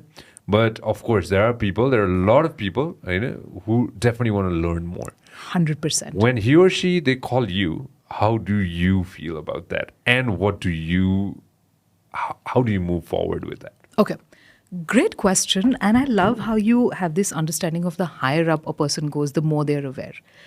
You know, here's what I understand. Let's do this in two parts, okay? Here's what I understand. When you're 17, your ego is bigger than Mount Everest. It's bigger than Alaska. You're like, class 10 pass kari sakyo, SLC, right? I'm cool. The older you become, the more aware you are, and you realize you're actually a midget, right? When you walk into a room of people who are similar to you, like you think you're smart. I consciously and continuously walk into rooms where I'm the biggest idiot around. And those are the rooms where you learn. Now imagine somebody that's a business leader. They get these opportunities because of the various organizations they are participating in, because of the various governmental jobs that they do and all of that. They get many more opportunities to be in rooms where they are not the smartest person around, right? And the ones that are open, the ones that want to grow, also the ones that are self-made, many times I've seen, the ones that have struggled and actually gotten to where they are, the ones that were not passed on a lot of generational wealth or a lot of generational ideas or whatever, the ones that did it by themselves have this constant urge to learn. And I love that. I love it when a 55-year-old person calls me and tells me, I have to make this presentation in front of a government person and I want to rock it. And I realize I'm not good enough in speaking on the mic. I know how to say what I want to say, or I know what I want to say. I don't know how to do it. I need to make a TED talk. I am so and so. I am a doctor. I'm a surgeon. I am a specialist and expert in my field. And I don't know how to make this talk. Okay? Or somebody calls me and tells me, I've got a business, it's doing very well for the last 27 years. Today I feel stuck because I have no personal brand. Nobody knows me outside of my company and the 3 companies that are stakeholders in my business, right? What do I do? For me, I respect that person immensely for understanding that they also can grow, they also can learn, they also have scope for improvement, because everyone does. Let's be honest about this. Everyone does. Of course. For them to have the humility to call me and be like, hey, Mannsi, I need to talk to you. Let's meet up over coffee. I need help with this speech, with this talk, with my personal brand, whatever it is. I love that. If this person comes to me as a reference from somebody else, I generally do not want to meet them because they're being forced into it, pushed into it. Like, if somebody's like, hey, mero buda lai yo garaidinu, mero buda, like that, all that I don't bother, mero chora, mero chori, none of that. If the person calls me themselves, if they express interest in doing this, they're like, I want to learn, I want to change, I want to grow, I want to communicate better because I'm good at my field. Yet I know that in the next 5 years, if I want to sustain in this business, in this competitive world, if I want to increase the scope of my personal brand, if I want to work internationally, there are certain skills I need to develop. I've spent the last 20 years of my life being a doctor, being a media person, not a media person, let's say, but being whatever I am. Today, I want to grow my brand. Today, I want to grow who I am as a person. Today, I want to have a wider reach. If somebody comes and tells me that, I love that feeling. What do? I meet this person. It's going to be a conversation somewhat like this. Okay, tell me everything about you, like from A to Z. You know? And then they'll go in and then they'll tell me about their life. And then I'm going to get really curious. Tell me about your childhood. Because I want to understand what shapes this person, What are his motivations in life? Why does he want to do this? Why do they want to speak better on stage? Why do they want to grow their personal brand? What do they aim to get out of this? Is it because they want to make more sales? Is it because they want to create more impact? Is it because they want to help people? Is this because they want to get invited into certain social groups and organizations? What is it that they're looking to get out of it? Very often, they have all the content. They know much more about their field than you and I will ever know put together. Aina? They don't know how to put it forward in a confident way that shows them in the right light. What I do is I do a very thorough training need analysis. I do a very thorough diagnosis of ke bhaira cha ta? Where is the problem? Where is this little disconnect that there is? I then help them understand that when I work with somebody in a way like this, I do three things. Number one, help them understand their stories, be more aware of their narratives, be more aware of their voice, be more aware of their tone. That's number one. Number two, understand how they share these stories. It's important to, number one, know your stories, know your narratives, know what you bring to the table, know your value. Number two, know how to share that value. Now, how you would share it would be in two ways. I always say this, सबैजनाको personal brand हुन्छ के तपाईको एउटा brand छ मेरो एउटा brand छ दीपिका पादुकोनको पनि ब्रान्ड छ अनि मेरो घरमा काम गर्ने दिदीको पनि ब्रान्ड छ फरक के छ दीपिका पादुकोनको ब्रान्डलाई चिन्ने 2 बिलियन मान्छे हो सञ्जयलाई चिन्ने 1 बिलियन मान्छे हो मान्छेलाई चिन्ने 2000 मान्छे हो दिदीलाई चिन्ने 3 मान्छे हो The farak is in the circle of your brand, the number of people that know your brand, that understand your brand, and the kind of quality that they perceive your brand to be. So I help people communicate their brand story, because everyone's a brand, their brand story in the right way on stage and on camera, online. What happens is a lot of people are scared of being on stage, right? You're scared of speaking in front of people. We both don't do that so much. We're not so scared. Hola. Tara, we understand that it's not something that's very natural for a lot of people, right? It's one of the top 5 Two things. fears in the world, right? Yeah. Absolutely. Yeah. So in that case, I always tell people, you want to grow your brand, but you don't want to be in front of a camera or you don't want to be on stage. We can still achieve this because of the power of social media. That's before social media was so all-pervasive. To be known and to be a brand, there were two ways. Either you'd have to be on TV, in the newspaper, of course. But there are gatekeepers for that. Not any television channel will call anybody to listen to them, right? So there are gatekeepers for that. It's not easy to be in the media. It's not easy to be in the news. It's not easy to be in the newspaper. It's not easy to be on television. The other way was paid advertising, where I would pay to get my brand story, my personal brand story out. There were two ways of doing this. Aajko dinma, social media has democratized the whole thing. Anybody can have a Facebook page. You're paying nothing for it. Anybody can have an Instagram, TikTok, LinkedIn, whatever it is, right? Whatever it is. Because it's so easy. It's an equalizer. I can have a page, you can have a page, Deepika Padukone has a page, and my Gharma Kaam Garne Didi has a page, right? Everybody owns a part of media now. And everybody has an opportunity to create their personal brand narrative on social media. Of course. So I help people understand how they create. First, understand your stories. Number two, understand how to share your stories. Number three, understand the mediums and the strategy through which it is done, both in person, on stage, as well as on social media.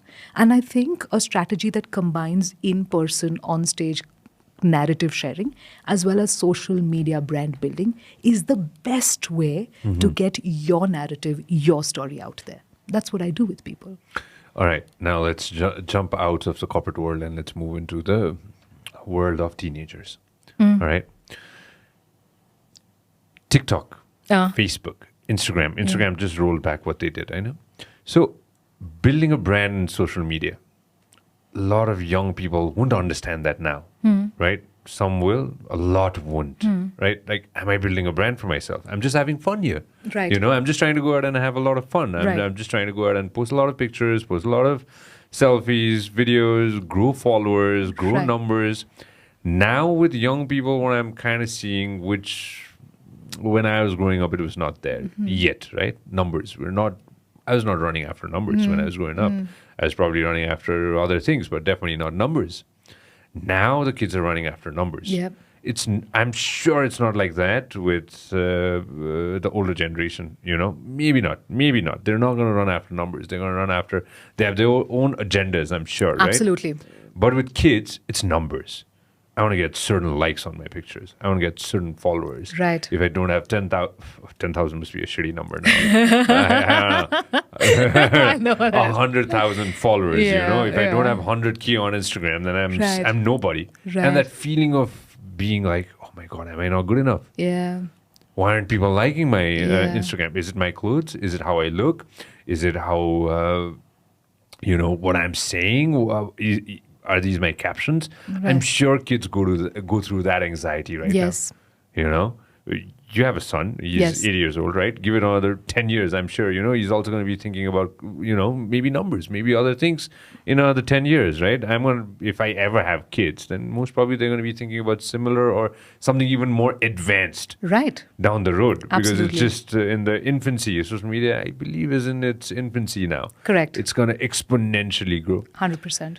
What do you think you'd like to go ahead and coach them about in the current situation in 2022? That's a great point, Yeah.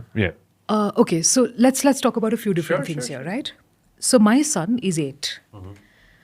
He has a YouTube channel, okay, where he talks about space. I'm not going to say the name or anything of that sort. He's out of this, right? I'll give him a boost. No, we're not going to do that. Okay. We're not. All Here's right, the point. fine. Exactly, Okay. Sure, right? yeah. So what happens is my son is 8. He has a YouTube channel. He talks about space. And he, by the way, he knows a lot about space. He knows about the Kuiper belt. He knows about very technical things that a lot of people don't know about, right? Next level ulai tha sa. Pluto jab a planet bans and then they take it off and then they again make it a planet. You know about how Pluto keeps on shifting between planet All and the not time, planet. it's a dwarf planet right now. Exactly. He gets upset and he's like, again, they did this to Pluto. Pluto must be feeling sad. And he's got feelings and emotions with planets, right? He's got 31 followers on his YouTube, at least when I checked last. Okay?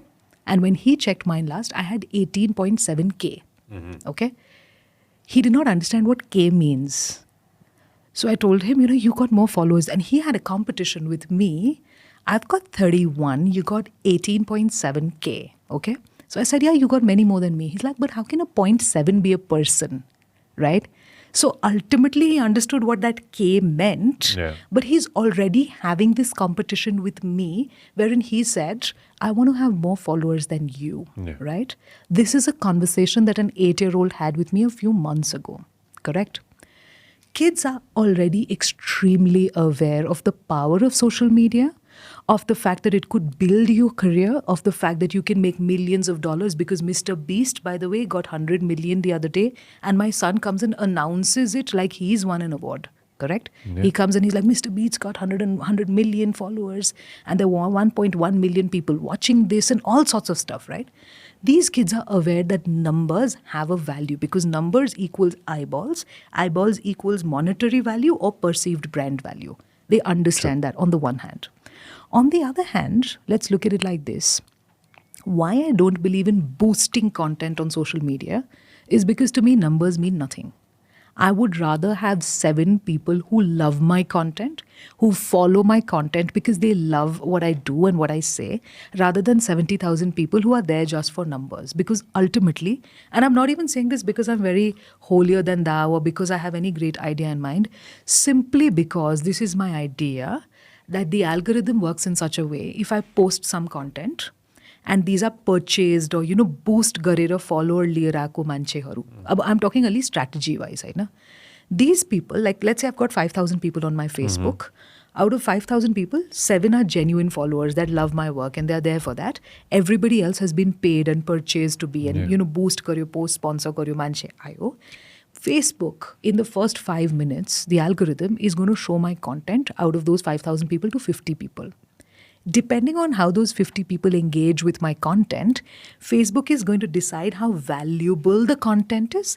And based on whatever the algorithm gets from that 5-minute interaction with those 50 people who've been shared my content, it's going to show it to more people. Imagine त्यतिखेर the numbers are completely warped against me if 5,000 बाटा त्यो 50 मान्छे जोलाई फेसबुकले देखायो मेरो post turns out to be those people who've just liked or followed my page because they were shown an ad and not because they love me. They'll never engage with my content, which is why very often you have these pages and these people and these profiles that have tons and tons of likes, yet no engagement, yet no real conversation. So for me, I'm not running behind those numbers at all. Yes, it feels nice. Yeah, 50,000 likes, Asti Boy Facebook. I was like, oh. How did it feel when your content got viral? Very good. At that point, felt very good. It was organic? 100%. Yeah. I didn't know how to do ads that time. You know what I mean? Like, I didn't even know how it was done. Yeah. As a somewhat touchwood, grateful pani huनु parcha. Ani alikata skill ko pani kura hola. Everything, every follower, like or whatever it is all organic. But that's because I understand the power of content. Okay?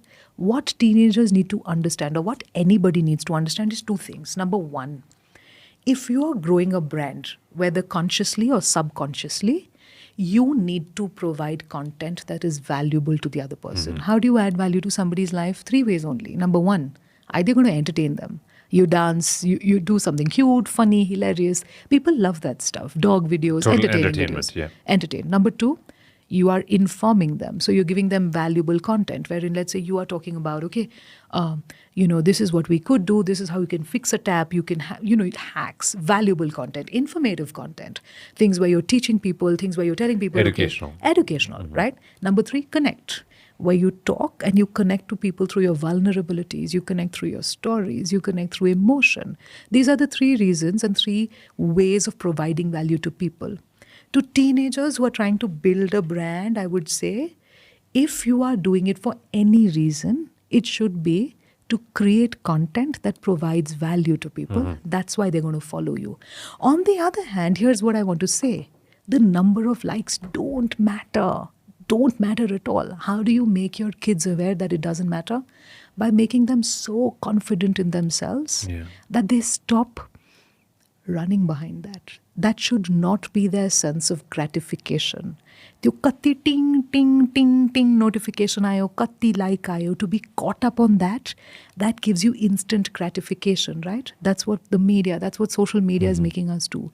We got to make our kids so confident in their skills, in who they are, in their mindset, that they're not running behind that instant gratification. Yeah.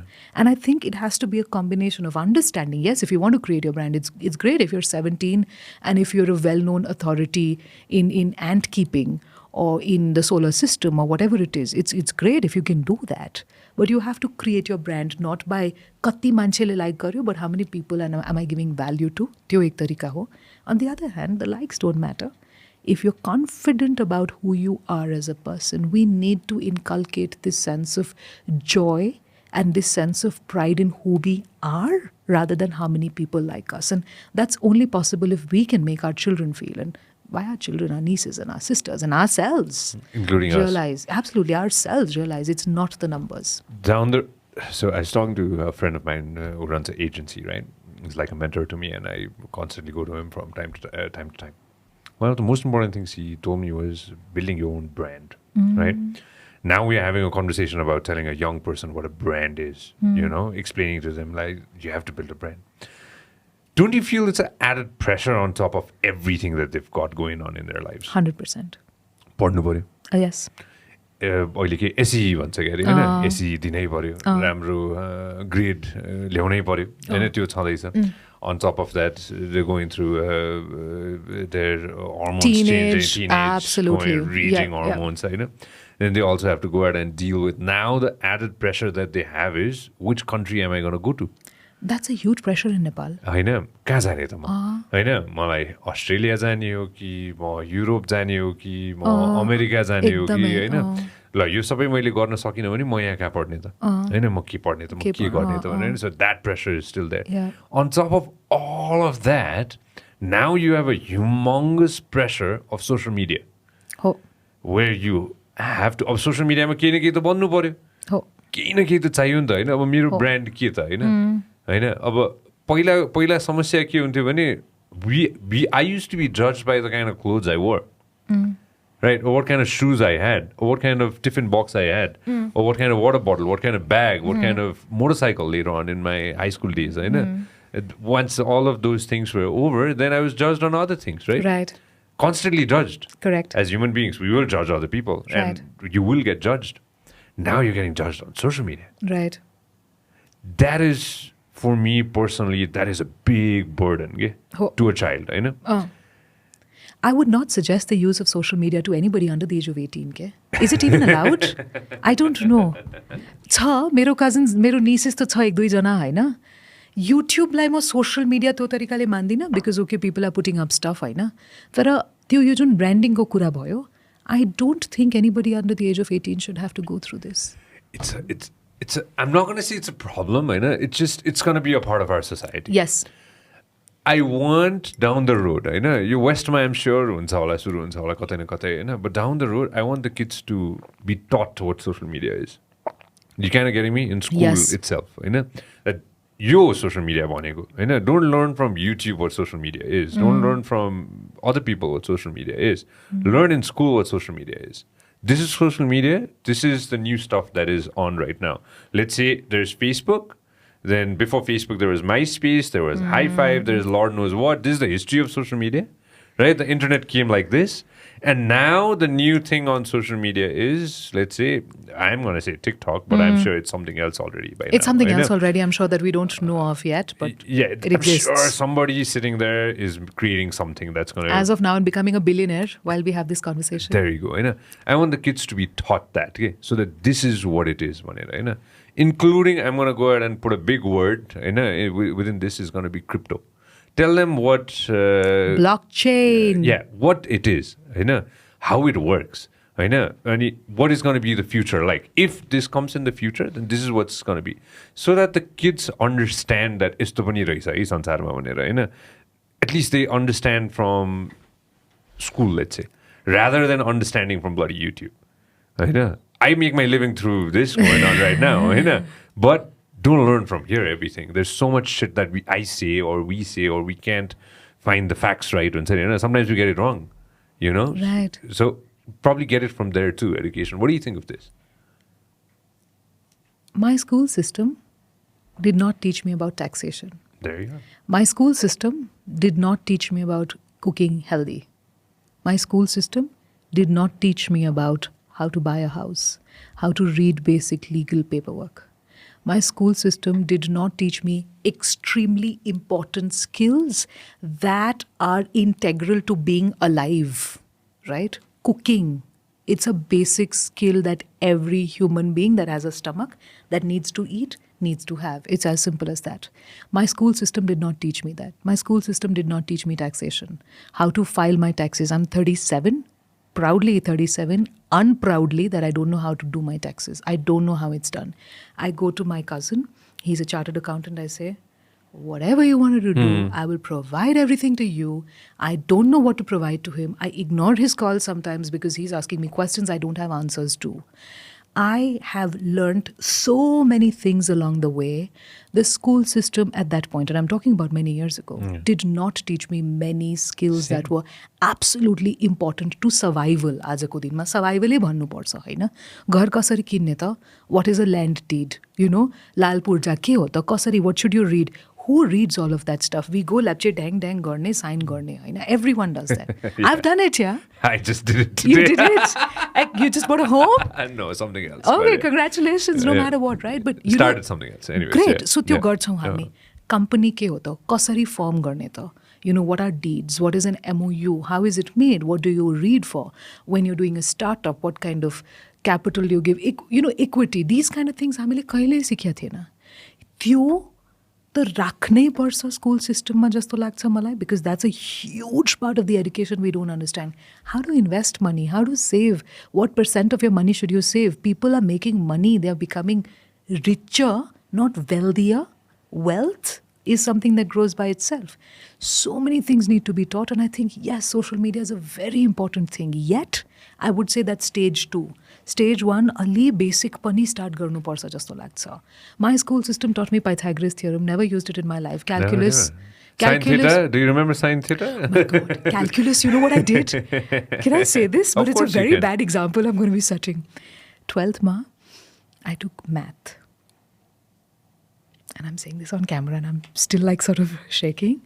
I faked that I broke my leg so I wouldn't have to go for one of my exams because I was so bad at this. I got 0 on 36. So hamroma ke huन्थ्यो 36 marks ko calculus आउँछ 36 marks ko stats and baki whatever is the जति पनि marks छ त्यसको अरू topics that I can't remember right now.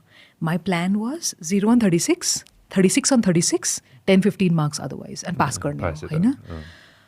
हाम्रो वर्षमा मैले 44 marks attempt गरेको थिएँ. हाम्रो final and I'm a gold medalist in economics. Can you believe this? Like मेरो यस्तो भएको थियो grade 11 मा I came first in 5 subjects. 6 subjects हुन्थ्यो. I came first in 5 subjects and I failed in maths. So my teachers were wondering whether I should be given the general proficiency award or not because there's an award for the kid who comes first in class. Yeah. So 4 subjects are counted in your final total aggregate. I came first according to those 4 because 5 ma I'd come first only. Tara maths ma fail bhaera. They're like, somebody who's actually flunked a subject, should we actually give her the general proficiency? I was that bad. Okay? Calculus ma 0. Best kura. Boards ma मैले 44 marks attempt गरेको थियो 100 बाट हैन. अब 40 is the pass mark. मलाई थाहा छ 4 marks को मसँग space छ to not fail my board math exam. That year the paper was so complicated, so difficult that all the principals of all the ISC schools wrote to the board and said, you know, kids are going to fail left, right and center. So they said, don't worry, we'll do an aggregate system.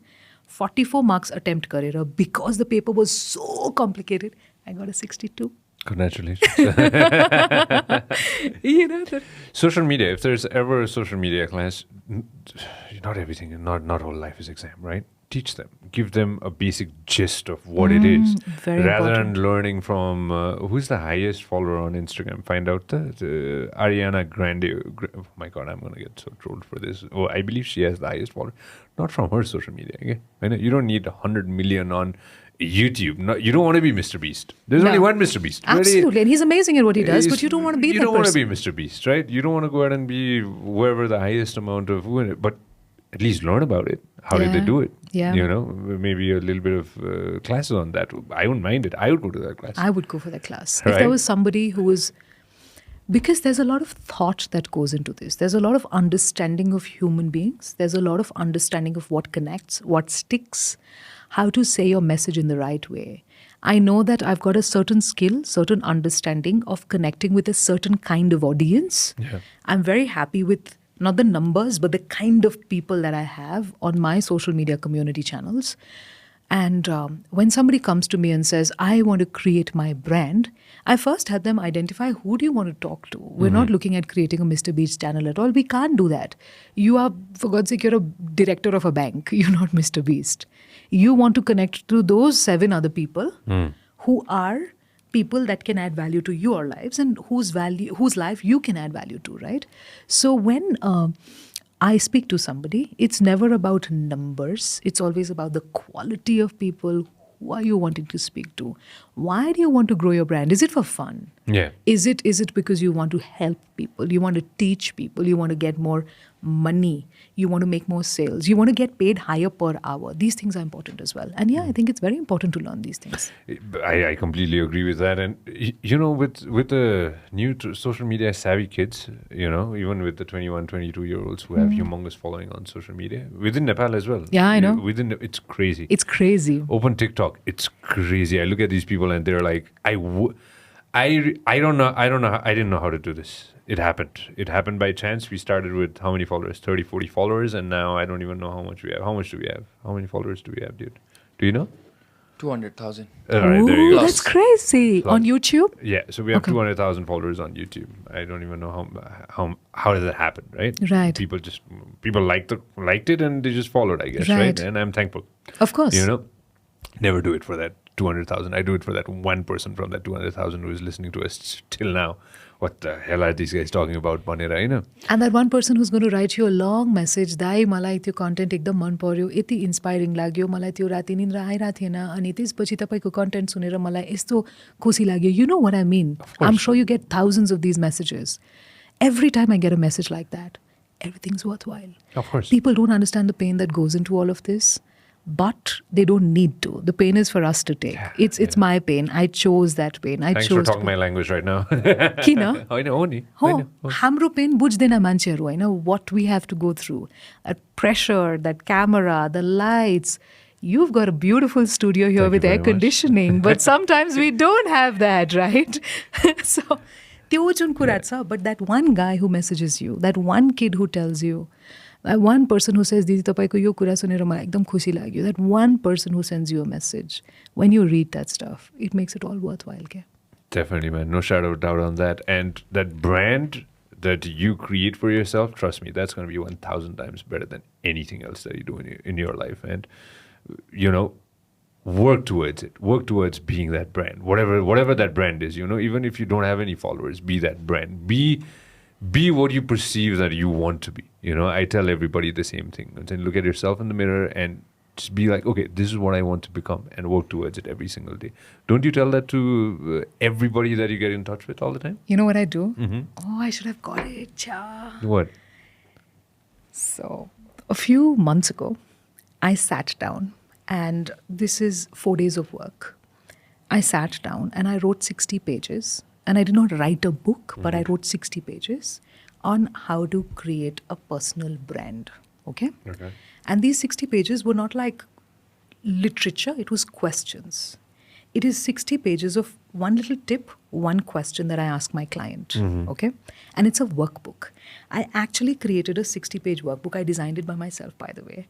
I learned so many things. 6 din bhitra, I had a printed 60-page workbook on the questions I ask my clients. Yeah. I ask them, in 3 years, what do you want to be? What is your tone? What are you talking like? I help them create aspirational versions of themselves. I help them create who it is that they are. I help them create what they want people to say about them when they are not in the room. Because right now I'm like, Sanjay is such a nice guy. Oh my God, Sanjay this, Sanjay that. Your real brand is when Sanjay is not in the room, when Sanjay is not listening to me and I'm at a party, do I bring up his name when I have a room full of opportunities? Yeah. Do I trust the guy enough to recommend him to people? Right? That is when your brand is really working, when you're spoken about when you're not around in a positive light, and when people are mentioning you in rooms full of opportunities. I help people create that persona, that person that's reliable, credible, comes with a huge amount of respect. And people are like that, to showcase that to the world. So I have this workbook. I called it Brand Compass. 60 pages. I work with my clients. I sit with them like this. Generally, we don't sit across. We sit in an L-shaped thing. So I'm sitting next to them, and I ask them these questions. And after every question, there's a little thing they have to do, or a little thing they have to work on, or something they have to think on. I've had people have conversations with me for 3 hours before answering a question. I've had people, and I was working, and I was doing the same exercise with a company a few weeks ago, and both the partners were there. So this was not a personal branding exercise. This was a company branding exercise, right? Both the partners were there. They paused me. The question was, what do you do? 4 words. 45 minutes, these guys had an argument. What do we do? And then they realized at the end of 45 minutes, one of the partners comes and tells me, Mannsi, this was the most important question we've ever been asked, because no one's asked us this. But because you pressurized us to give this answer in a sentence, we managed to get so much more clarity about who we are as a company, what value we bring to the world, and what exactly we do. So I realized that this workbook is invaluable. And this entire exercise that I do with people in helping them understand who they are, what their brand is, their personal brand, even organizations. I'm working with a lot of organizations right now to understand, what is their brand? How do we create the brand story? What is the narrative? What is the brand word? What are the brand pillars? What do we talk about? How do we add value to the world? When I do all these exercises with people, they start introspecting and answering questions they didn't know they had. I always tell them, okay, if it's a company that I'm working with, I'm like, तपाईको त्यो company हो हैन? It's a मान्छे. त्यो मान्छे कसरी कुरा गर्छ त? नेपालीमा बोल्छ कि अंग्रेजीमा बोल्छ, right? You have to understand who is that person, who is that brand, who is that person you're trying to showcase to the world. Very interestingly right now, I don't know if you know about it, but we're going to have a Nepal T20 cricket league. Of Do you know course, about it? I know about You know it. about it? Great. I was called for something. Sorry, I couldn't come. Sorry. Okay, so for this Nepal T20 league that's happening, I am handling the PR and branding for one of the teams. Nice. It's called Lumbini All Stars. Because it was signed 4 days ago, I can talk about it on air now. I'm helping Lumbini All Stars genuinely understand के हो हाम्रो brand, के हो cricket, किन गरिरहेको, owners को हो, owner को backstory के छ. There are two Nepalis who've gone from here, have been in the US for 17 years, 20 years respectively, coming back in because they believe in this country, they believe in the potential, and they love cricket. So we are creating a brand story around Lumbini All-Stars.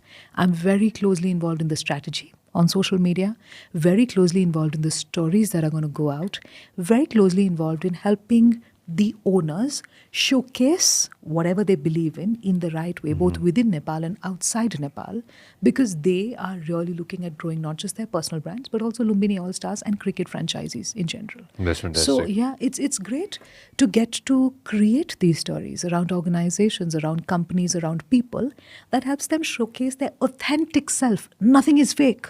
You're not faking anything. Okay. You're just being clear about who you are because I ask you these questions and you showcase your authentic self to the world. I think that's important. Fair enough. All right. Now, right now, what's happening, what I see every single day, right? Politics. A lot of people want to get into it. A lot of people. It wasn't like this pre-2020. Now in 2022 and beyond. In beyond, right? I cannot talk about other parts of the planet. I can talk about the part of the planet I'm sitting in. I'm literally talking at the moment. I know a lot of people, young people, slightly older, some in business, some who've come back from Lord knows where, right? Want to get into this now. Want to jump this ship. Probably leave behind a lot of things that they've done in their lives and want to pursue a completely new career. I'd like to stick by saying it's a career because you're serving the nation. Sure. It's not a business. No, it's a calling. It's a career. A lot of people might see it as a business. It's not a goddamn business. Politics is not business. If you're getting into politics, assuming it's a business or treating it like a business, you're in it for the wrong reason. There you go, right?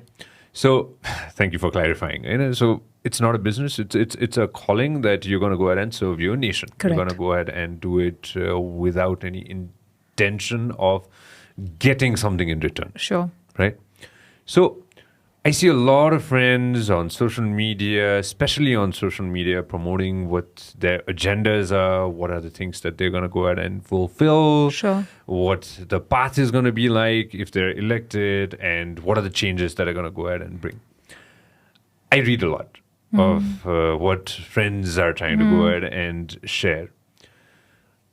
Everybody has the same branding that they do, right? It's a very specific branding that you kind of do, It's a very specific branding. Of course, you're going to go ahead and do the blame game. Some are going to do the blame game. Some are going to not do the blame game. Some are just going to be like, we're going to be here for the change. Fair enough. I'm happy that it's happening. I definitely want to go ahead and say this through the podcast that I'm happy that it's happening. I'm glad that there are a lot of independent people coming.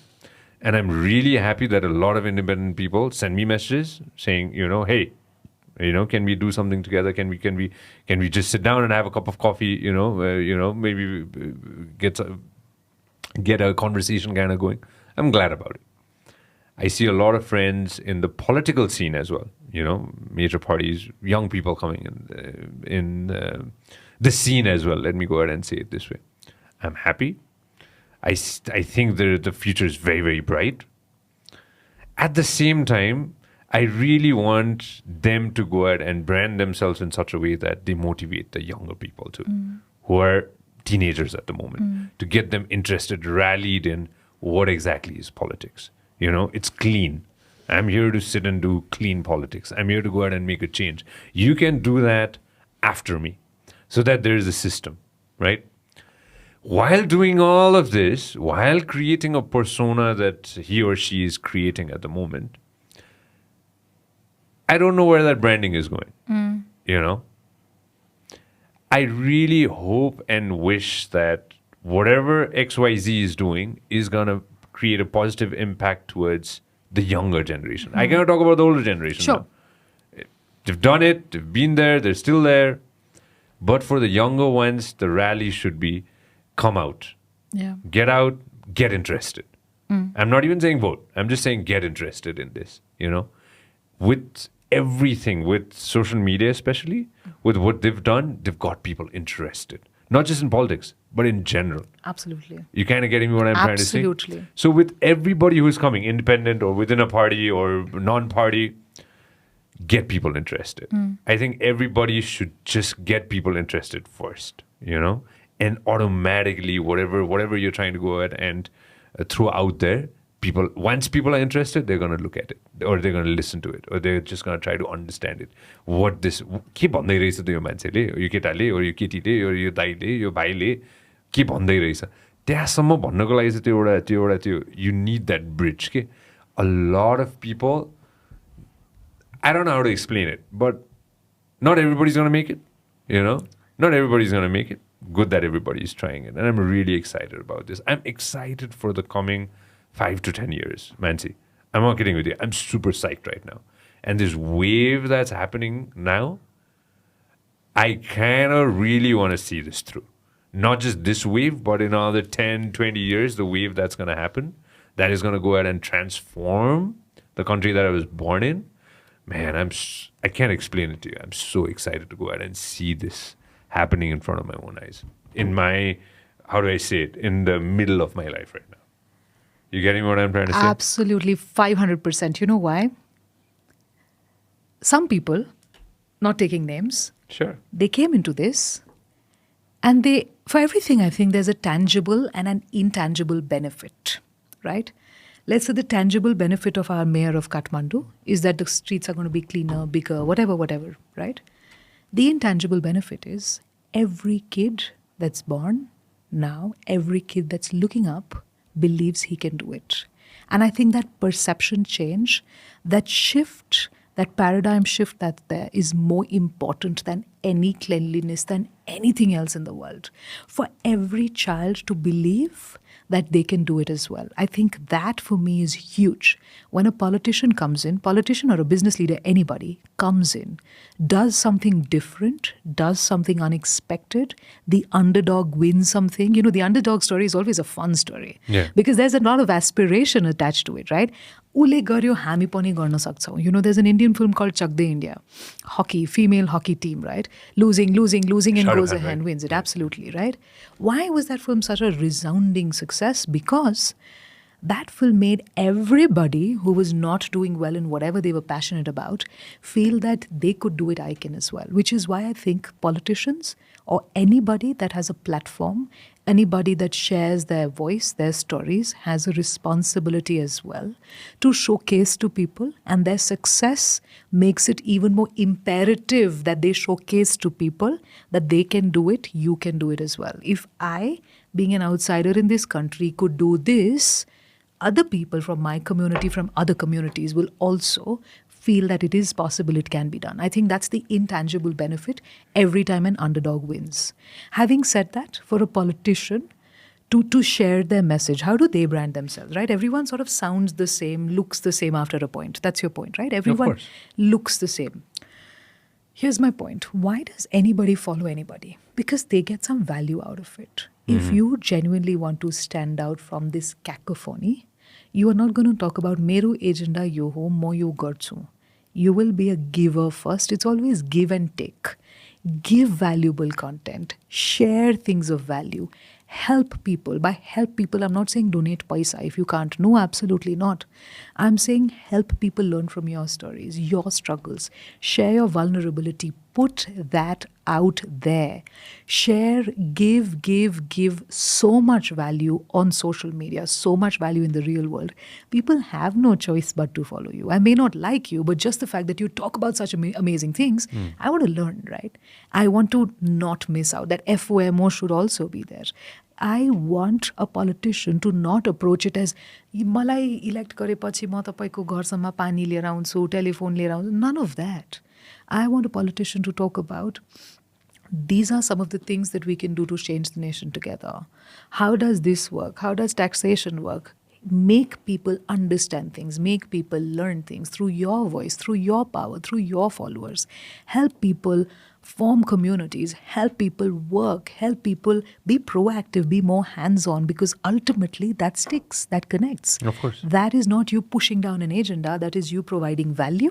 And through the middle of that value, people also are establishing you in their minds as an expert in a particular field, and that's what you want. Let me give you an example. Your show, ल हामी कुरा गरिरा हैन. Suppose your show ma you've got sponsors. Fine. One day you say, okay, on air with Sanjay, watch for 50 minutes, 1 hour, 2 hours, whatever. अनि त्यो पुरै show नै आउँदैन, मात्र sponsor, ad. Value भएन मान्छे 1 minute पनि हेर्दैन. Nobody cares about Sanjay. Nobody cares about Mannsi. Everybody cares about what they are getting out of it. Everyone has just one question. What is in it for me? So a politician who's pushing down an agenda down your throat, mo yo garchu, mo yo dinchu, people don't care. People care about what are you bringing to their lives. Why do people follow me? If I decode it, 3 kinds of people follow me. People who want to learn more about Nepal, who are patriotic, love the country, love what I say about Nepal, want to hear about different places, want to get a different perspective, an outsider's perspective, want to see their heart parties and their hitties in a different light because they are desensitized, हैन? तपाई त घरबाट रोज निस्किनुहुन्छ, बसन्तपुरमा बस्नुहुन्छ, party छ, हिटी छ, तपाईले त्यसको beauty नै थाहा छैन, तर बाहिरको एउटा मान्छेलाई यति मन पर्छ. And when I talk about it, people like that stuff. So there's one crowd, right? The next crowd that's following me, when I share professional content, how to introduce yourself to people, how to have conversations, how to hold a mic, how to speak on stage, how to give a talk, how to write a narrative, how to dress up when you're on stage. The kind of person that enjoys that kind of content follows me. The third person who's there to pull me down and who's there to say, के गरिरहेछ यो मान्छे हेर्नुपर्छ त, किन बाहिरको मान्छे आएर हाम्रो बारेमा बोलिरहेछ. So that's the third kind of person. Everyone's getting something of value there, okay? Some people are learning, some people are getting entertained, some people are getting connected. That's why they follow me, not because I'm saying I'm the best teacher, and I'm not. Some others sit and judge you too? Too many. आज त साँच्चै त्यही त के गरिरह्यो मान्छे. आज मैले यस्तो नराम्रो वर्ड युज गरेर एउटा मान्छेलाई मलाई मेसेज पठाएको आज. You reply back? Don't do that, man. I will not do Do not do that. But I took a screenshot. Good. I'll give you examples of 2 people that I follow, 2 politicians that I follow right now, in which I definitely want to say it on air. एउटा चाहिँ धरानको mayor, I've been hearing very good things. अस्ति त्यो पानीकोमा त्यो हेर त x त्यो पानीको एउटा video छ कि his humility, how humble he is, how down to earth he is, raw he spent a lot of years with that community, without taking anything. He was there for the community, and now the community gave back and gave him the power. Give, take. Exactly. That's one solid example. And other one's Balan. A couple of days back, I don't know when this was, but he was in a meeting, and then what he did was he opened the bottle of water and then put the plastic in his pocket. Yeah. I know. That comes from, I'm not just going to use the word education. Education matra haina, that's a way of life. True. It's a way of life. हामीले गरिरहेको कुरा हो, त्यो normal habit बनिदिन्छ कि त्यो after a certain point हुन्छ नि होइन. मैले फोहोर फाल्नु हुँदैन है, प्लास्टिक एउटा इक्जाम्पल मात्र भयो. मैले यहाँ फोहोर फाल्नु हुँदैन है, मैले टिपेर राख्छु. जुन दिन मैले चाहिँ के अरे जतिखेर मैले फोहोरको भाँडा भेट्छु होइन, एउटा के अरे फाल्ने ठाउँ भेट्छु, म त्यहाँ लगेर फाल्छु. त्यो एउटा त्यो मेन्टल ह्याबिट हो नि त त्यो एउटा होइन. It's not something that we choose to do. We automatically do it. It's in our muscle memory. Absolutely. Right? We'll just do it automatically, होइन. And it was a big news, and it was a big deal. And I was like, it's just उसले त्यो कसैलाई देखाउन most probably गरेको होइन, उसको त्यो muscle memory हो, उसले खोल्यो लगेर राख्यो. Absolutely. होइन, it's a very normal thing. Right. Like the same thing with के अरे धरानको मेयर होइन. Right. It just came from within most probably. Right. And then he was happy about something. There you go. Yeah. होइन, zoom into this X, होइन, play this again. त थाहा छैन, मैले यो video चाहिँ हेरेको छैन. मैले भिडियो हेरेको छैन, but I read about it के. कहाँ जाँदो रहेछन् फेरि हाम्रो मेयर साहब होइन. अनि त्यो हाम्रो मेयर हो खास चाहिँ काठमाडौँ होइन तपाईँ त. प्ले त जुम इन गरेर त कहाँ छ. ए ओके, देयर यु गो. त्यो मसल मेमोरी हो नि त त्यो त. He's not looking camera हेरिरहेछ ल गरिरहेछ. None of that. I love that. I love the awareness. This is not education. This is awareness and genuinely being mindful of doing good for the planet, of doing good. I think I love that. I respect this so much. I was so happy. I feel sad whenever I see a bus in front of me and somebody throws a packet or something like that. I feel really sad. I feel sad that I was not able to go ahead and provide that bit of education from this podcast. You kind of getting what I'm trying to say. I feel guilty that probably I couldn't get to that person to give that bit of information that I do every single day. Of course, trust me, I have all the fucking flaws in the whole world that I don't want other people to grab. Right. But there might be one, two good things that I do that I definitely want to share with other people. And that's the reason why I do this podcast every single day. It's beautiful. I've never actually thought about it like this. I don't think, like you said, I feel guilty that I haven't been able to educate people enough. I do, man. मलाई चाहिँ त्यो लागेको छैन अहिलेसम्म यो कुरामा. Probably I take responsibility for my son in this, that he should not be the one littering right now. He should not be doing it. किन त्यो मेरो अलि little circle of control जस्तो भयो. But this is a great point. I've never thought of it like that. I think that's very profound. Dude, I've traveled. I'm very thankful that I've got to travel a bit of this country. Alikati bhayo pani, alikati bhayo pani. म जब fort देख्छु नि, imagine that you go to one of the most pristine places in the planet. Yeah. That people haven't been. मान्छे पुगेकै छैन त्यहाँ हैन. चाउचाउको packet? के packet हैन, 1000 थोक हुन्छ नि हैन, प्लास्टिकको बोतल 1000 थोक हैन. I feel guilty. I don't feel I'll not say that person was wrong. I'll just feel guilty that I was not able to go and educate that person. You kind of getting me what I'm trying to say? That's a great point. Yeah, I've never actually taken so much ownership of this. Honestly, now that I think about it, I'm feeling guilty. I haven't thought about it. You know what I mean? Yeah. Like, these are things that we should be more conscious of. If I say that, I went to a good school, I talk on the radio, I talk on television, I do this on now, I do thousands of other things. That small little thing, maybe I could not insert to that person's mind. Maybe someday through one of my friends who has more influence, crazy influence than me, or Odadakshe, or a mayor, maybe that person who I know can influence that. Okay? I don't have to do it directly, but maybe one of my friends can do that and make that happen so that garbage is not there. It's just one of the things, okay, among thousands of things that I definitely want people want change in Nepal. But that one thing, maybe somebody I know can influence that person. Okay? So that branches and that roots, I still have that. And I want more of that so that my friends can make that change. Okay? You kind of getting me what I'm trying to say? Absolutely. This sense of responsibility, this sense of answerability, and this sense of thinking about the next generation. Because when we think about the planet, we're thinking about our kids, not about ourselves. I mean, it's about, we're borrowing from them, whatever we're living on right now. I think this is something that politicians, business leaders, people in positions of authority need to have as a prerequisite to get where they've gotten. Okay? Malai ke lagcha haina? Your agenda is what you build. Ma bato liera hunchu, yo garchu, त्यो गर्छु. म फोहोर सफा गर्छु, ठिक छ. Everything is your agenda you build. This prerequisite sense of guilt, responsibility, this deep feeling of caring about the future is what you need to have as a default prerequisite if you want to get into this. It needs to be embedded in the muscle memory. 100%. Same thing that Balin did about just picking it up and putting it in your pocket. Because it's a muscle memory. Muscle right? memory. You're just going to go ahead and do it, right? So something like this, I'm super excited to go ahead and... a friend of the podcast is coming over very soon, and I'm really excited. He's a scientist as well. I'm excited to sit and talk to him about especially climate change aspect of Nepal itself. Yeah. Dude, I feel so lucky, man, doing this every day.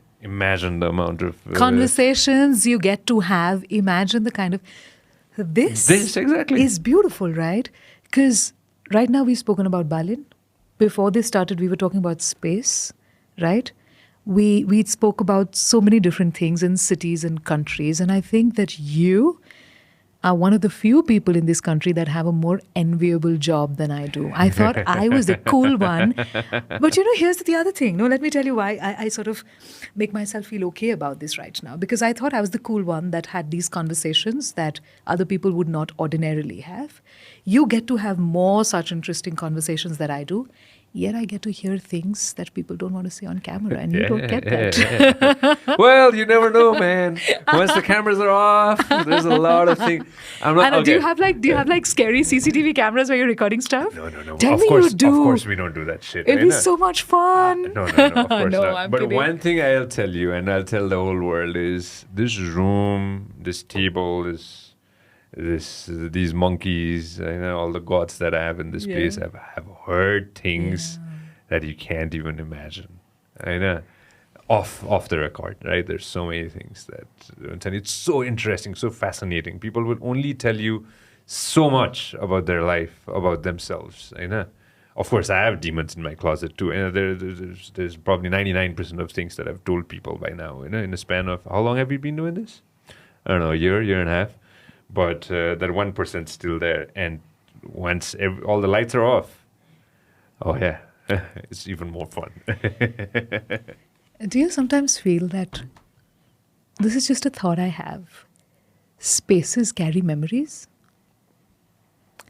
Like, what if every person that comes in here, and this is one of those abstract kind of things that you talk about, late in the evening on a rainy day, right? But you know how spaces, you leave a part of yourself everywhere you go, right?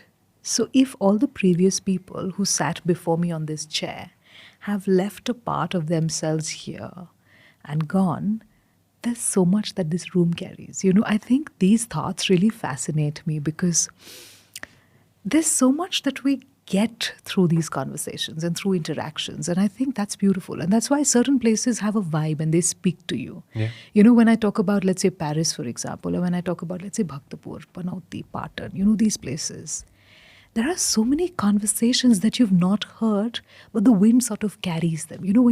Let's say when I talk about Paris, I talk about some of my favorite artists, right? You've got the Mona Lisa is fine. I mean, honestly, not my favorite. I don't know if we can say that. How is it though? Oh my God. Do you know about it? Like, It's have you crazy, been? right? No, I haven't been. So let me It's tell you. crazy, right? There are thousands of people in there at the same. No, thousands is an underestimation, a gross underestimation. Hey, भन्नु पर्छ क्या? You know about the Louvre, you know about the Yeah, museum, yeah. right? So if you were to genuinely discover and see every art piece in the museum, estimates are it would take you 14 days of walking and spending 30 seconds in front of each piece of art. It's that big. It's that spread out. I've been thrice to Paris, and on each of these occasions I've been to the Louvre. ठिक छ? मलाई एकदम मन पर्छ. My mom's an artist. I think I can't paint, but I wish I could. And that aspiration, oh my God, this is so beautiful. Tara, people, and you're given a map because it's huge and you have to sort of navigate your way through, and there's an Egypt section and there's an Asia section and all these sections, and you've got sculptures and you've got beautiful, beautiful things there. Everybody's like this.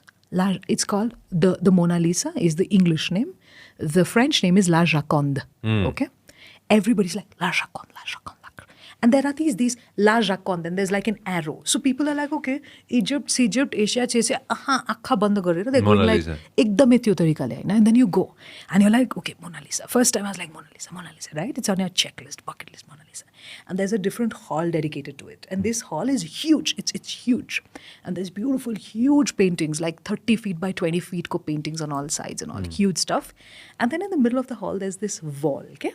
And there's like people all around this wall, and it's protected. And there's a lot of like these cordons and things like that. You can't go beyond the point, right? Yeah. And on this wall, you see the Mona Lisa. And you realize it's this big. Okay. And it's 1/10 as beautiful as the other things you just bypassed. And then you're like, okay, I'm slightly disappointed, but now that I'm here, I will take a selfie because everyone should know I saw the Mona Lisa. Yeah. You know what I mean? Somebody threw ice cream on it, right? Some time ago. Ice cream cake. But that's the cake, fake one, right? That's the fake one. What do you mean? Where's the real one? So why is the Mona Lisa so popular? Do you know about it? Elaborate. So Leonardo da Vinci painted it. yeah. There are so many theories and so many conspiracy theories about it, right? That's not the real one that you see? Yes, it's been stolen so many times. The reason it was popularized so much is because he himself went on proclaiming, this is my best piece of art. This is the best thing I've ever created. I can't create better than this. But it was stolen so many times. Nobody knows if it's the correct one that's there or not. It's been restored. Sometimes they take it down, they shut it down, they do all sorts of things. And I always tell people, if you want to go and see real great artwork in Paris, go to Musée d'Orsay. It was an old train station converted into a museum much smaller than the Louvre, much less crowded than the Louvre. It's close by. It's on the other side of the Seine. Close by. Musée d'Orsay has got a floor dedicated to Vincent van Gogh, who's my favorite in the world. And when you go there, you realize how crazy he was and how he was a genius. And you look at the Starry Nights and you look at these paintings and you're like, oh my God, I'm transported into another world. Beautiful. One of my friend, she did, I was just having dinner with her some time ago. She did the whole Van Gogh, wherever, the place where he died as well. She did the whole, she took like 6 months off that she was telling me. And she followed all her footsteps, and ended up where he's buried. Wow. She did the whole thing. Tomina Breakley, she did the whole thing. She's very lucky to do all that. Exactly, to get the opportunity to do that. Because, so why I think it's important is because, oh my God, this, do you know about this? The Van Gogh Immersive? Nope. Okay. I know the Starry Night. So no, this one is not the Starry Night. This is something else. This is one of his works. So Van Gogh Immersive is a museum, okay? They take a kalo thulo hall jasto haina, and they take his paintings and they make it into these Oh, do you know the immersive, right? Yeah. I know what this is. And now. I have Jesus. a friend called Raj. So he's in New York, and when the immersive was there, he went there and he's video calling me. And I'm sitting in Kathmandu and I'm crying. I'm like, Mala, तलको cross गरेर त भए त्यो तिमीले के down गरेर त्यो cross गरेर त अनि उ गरेर त के अरे यसको भिडियो देखाउँदा मलाई I really want to see people. This is beautiful. I missed it. I was in Barcelona. Yeah. It was coming after 3 weeks. So they opened the ticket counters there. But I could not stay for 3 weeks to see the immersive. Yeah, But this is very nice, man. It's beautiful. You feel like you're a part of a painting. I'm going to do 2 things in my life. I've kind of decided what 2 things that I'm going to do. And I guess, I don't know, man. These things don't excite me anymore. Like I've seen a few museums and that's not exactly my thing, to be honest. I know. Earlier this year, I scuba dived for the first time in my life, and it opened my eyes to what is underneath us. 70%, I believe, 70% of the earth is water, probably slightly more. It's another planet down there. I can't explain it to you. Have you scuba dived? Snorkeled? I love snorkeling. Yeah. I have been a water baby growing up in a hot city. Scuba diving mali dar lagcha, but I've done seabed walking. I've done snorkeling. But for me, the most easy way, honestly, the lazy jugadu way of doing this whole thing is taking a glass-bottomed boat. You know what that is? Yeah. I know. I've done that. Okay. Easiest. But Nice. okay, you did the real thing, like the real stuff. They told me I'm not going to live, right? So my lungs were screwed up, right? And now here I am, scuba diving. Right. So many feet underwater. That's beautiful, right? Right? So... But where was this? Which country? No, I did in Thailand. And now I'm super psyched and super excited. And I hope and I pray and I hope it works out that I get to do it every single year for the rest of my life, as long as I live, right? And it's beautiful. And the world, I was hooked. As soon as I did my first dive, I was like, oh my God. I was so excited. I was literally smiling all the way on my first dive. So it's a completely different world. And trust me, what you see in museums and all this is fantastic. But what you see down there, underwater, I can't explain it to you. It's a completely different world, man. It's sansarai orko cha ke. And the best thing about that is it's alive. Yeah. Yeah, I like that. I like that thought. It's alive. It's alive. The whole thing comes alive right in front of your eyes. Like, imagine this. Imagine you're in Swayambhu, in Tihar, the Diwali day, right? Tihar ko din ma, haina? And the whole city comes alive. Yeah, I know Right? that. Yeah. First time I did the dive, the whole thing was alive. And I was thinking of Tihar, okay? The whole thing underwater was alive. It's breathing. It's real.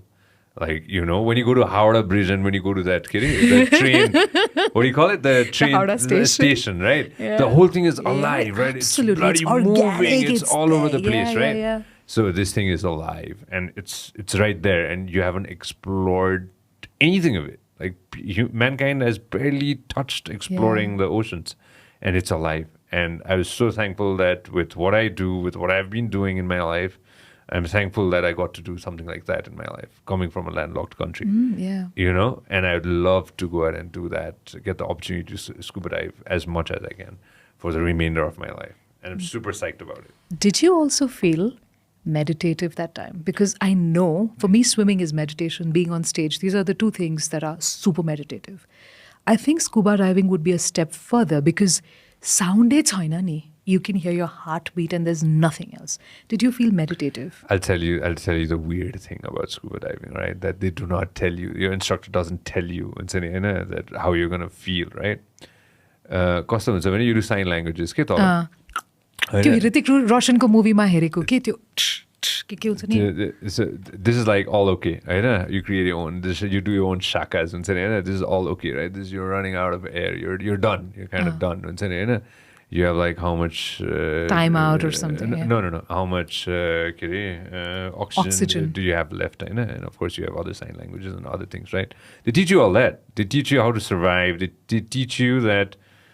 The weirdest thing, I think I've talked about this before, the weirdest thing that I learned from my scuba diving experience was how to stay calm when things go wrong. Things do go wrong? Oh, yeah. Did anything go wrong with you? No.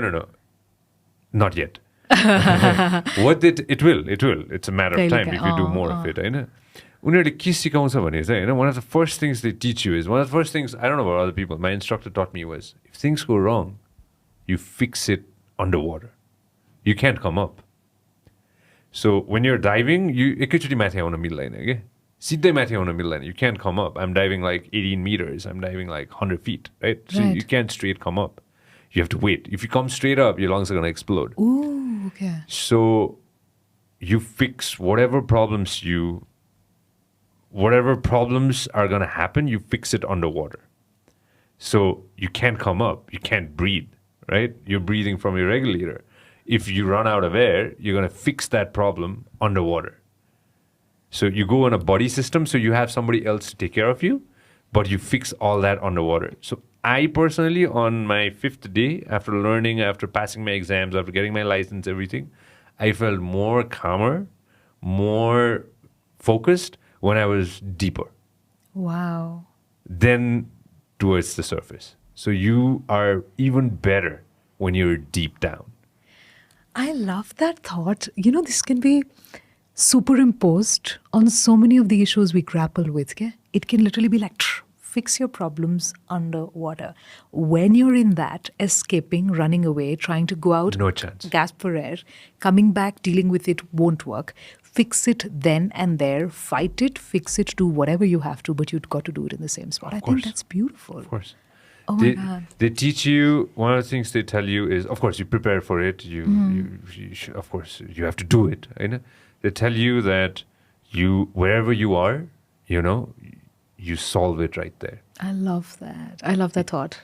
But before you solve all your problems, one of the biggest things that you do is calm the fuck down. Yeah. So you just calm down. You take your time. So they constantly tell you, take your time. There's no rush underwater. You're not rushing. You're not rushing to go anywhere. You're not rushing to solve all your problems. You're just calm. If you have a problem, you stay calm. First thing you do, stay calm. And once you're calm, then you recollect. Then once you've recollected all the things, all the problems that you have, let's say your regulator is not working, or let's say you lost your mask, or let's say something is going completely wrong. You don't have a compass. You don't know where your heading is. Your BCD is not working. They're terms, right? Something is going wrong, right? Calm down. Then you're going to know. Okay, now you check yourself. All right. And then you fix yourself. Before you wreck yourself. This is beautiful. You know why? Yeah. My mom, so I was having a conversation with her, I think 2-3 weeks ago. I'm extremely close to my mom and my brother, like my 2 favorite people on this planet. Mm-hmm. So I was having a conversation with my mom and my brother, and we were all on video. right? And my sister was also there, but this is something that my brother told me. And we were talking about superpowers. Everyone has a superpower, right? And my mom is like, so what do you think your superpower is? And my brother is like, and I thought, okay, my superpower is that no matter how bad the situation, I will always find something positive. This is something that so many people have told me. There are so many people have told me, you are there losing Imagine Nepal, but you're the happiest person on the set. I'm the one who's going and hugging everybody. I'm like, I'm kati khushi chu, haina? I'm so grateful. I've got 1 point. Somebody's got 2 points. I'm like, hey, kati khushi chu. Just see what I got to do. See the life I got to live. I thought my superpower was that I could see the positive in any situation. That's what I told my mom because everyone says it. But my brother told me something. He's like, Didi, you don't know this. Your superpower is the worse things are around you, the more relaxed you become, the more calm you are. And the way you behave then really is what changes the course. Because you have a choice at every given point. You have a choice. Ki ta ramro huncha, ki ta naramro huncha. The moment you are calm, you can make a better decision and you choose most of the times things that work out in your favor. Yeah. So I thought my superpower was that I could see the positive in any negative situation. My brother told me, Didi, tyo hoina ke? Tapaiko superpower, because he's seen a lot with me. Ke? We've spent a lot of time together. So he's like, Didi, your superpower is anytime things are completely messed up, you will become more calm, go more within yourself, rather than anxiety, nothing. You will be so shut down. Your perception of the world will slow down, and you sort of start seeing things from a very logical rather than an emotional standpoint. And I think that is something that sort of ties in with what you just said. Not something that I truly believed in as far as I was concerned. Yet now I'm like, yeah, maybe I can be like that. And that's a beautiful point. To solve that, that's what I think. That's so profound and so deep. And these are things that we should talk about, learn. And the world is teaching us so many things every day. I went for pottery a few months ago, 7-8 months ago, right? So I'm making this pot, and obviously I'm not a professional potter. I kept on bachawing it, and pressure pugena, pressure dere bhayo haina. And I made an entire video of this entire experience about the 6 things that I learned at the potter's wheel. And just the fact that first you have to matho it, then you have to do that, then you give it pressure from the outside and the inside. So I'm giving pressure from the outside, but I'm holding it inside. Actually, that's what life is doing to us. Exactly. We're always being comforted and calmed from the inside, and we have to do that while there's always pressure coming in from the outside. And how you shape it, how you bake it, why do you put it out there, why do you make it stand? So each one of these is actually a huge learning experience in our lives. And I think just like the potter's wheel, you learn from scuba diving, and that's wonderful. Trust me, hey, you learn every time. You came here, I learned a lot of things. You didn't realize that, but I grasped a lot of things today, and thanks for that. I learned a lot of stuff as well, and thanks for that. I also, for me, the most important part of this conversation that I'm not going to forget is, you know what? Go for it. Alluvial soil. The red one. The red soil, yes. Thank you very much for coming, man. And you're going to come back again, and I'm glad. Next time, please cook tarkari, please. Okay, you have to choose which tarkari. Does it have to be bhindi? We eat here, man. We are psyched. We are ready to eat anything, man. Bhindi aloo. Not my favorite, but if you you like capsicum, right? We'll eat anything. I don't eat capsicum, but I can make it for you. We'll eat anything, man. Sure. Thank you very 100%. much for coming. Had to be here. I'm psyched, man. Thank you very much for coming. This is funny. I'd see more of you. This is 100%. We'll do this for a long, long time, and I'll definitely see more of you. 100%. I'll be back. Thank you very much. Pleasure. All right, everybody. Thanks for listening. Woo! If you love what we are doing, make sure that you subscribe and turn on notifications.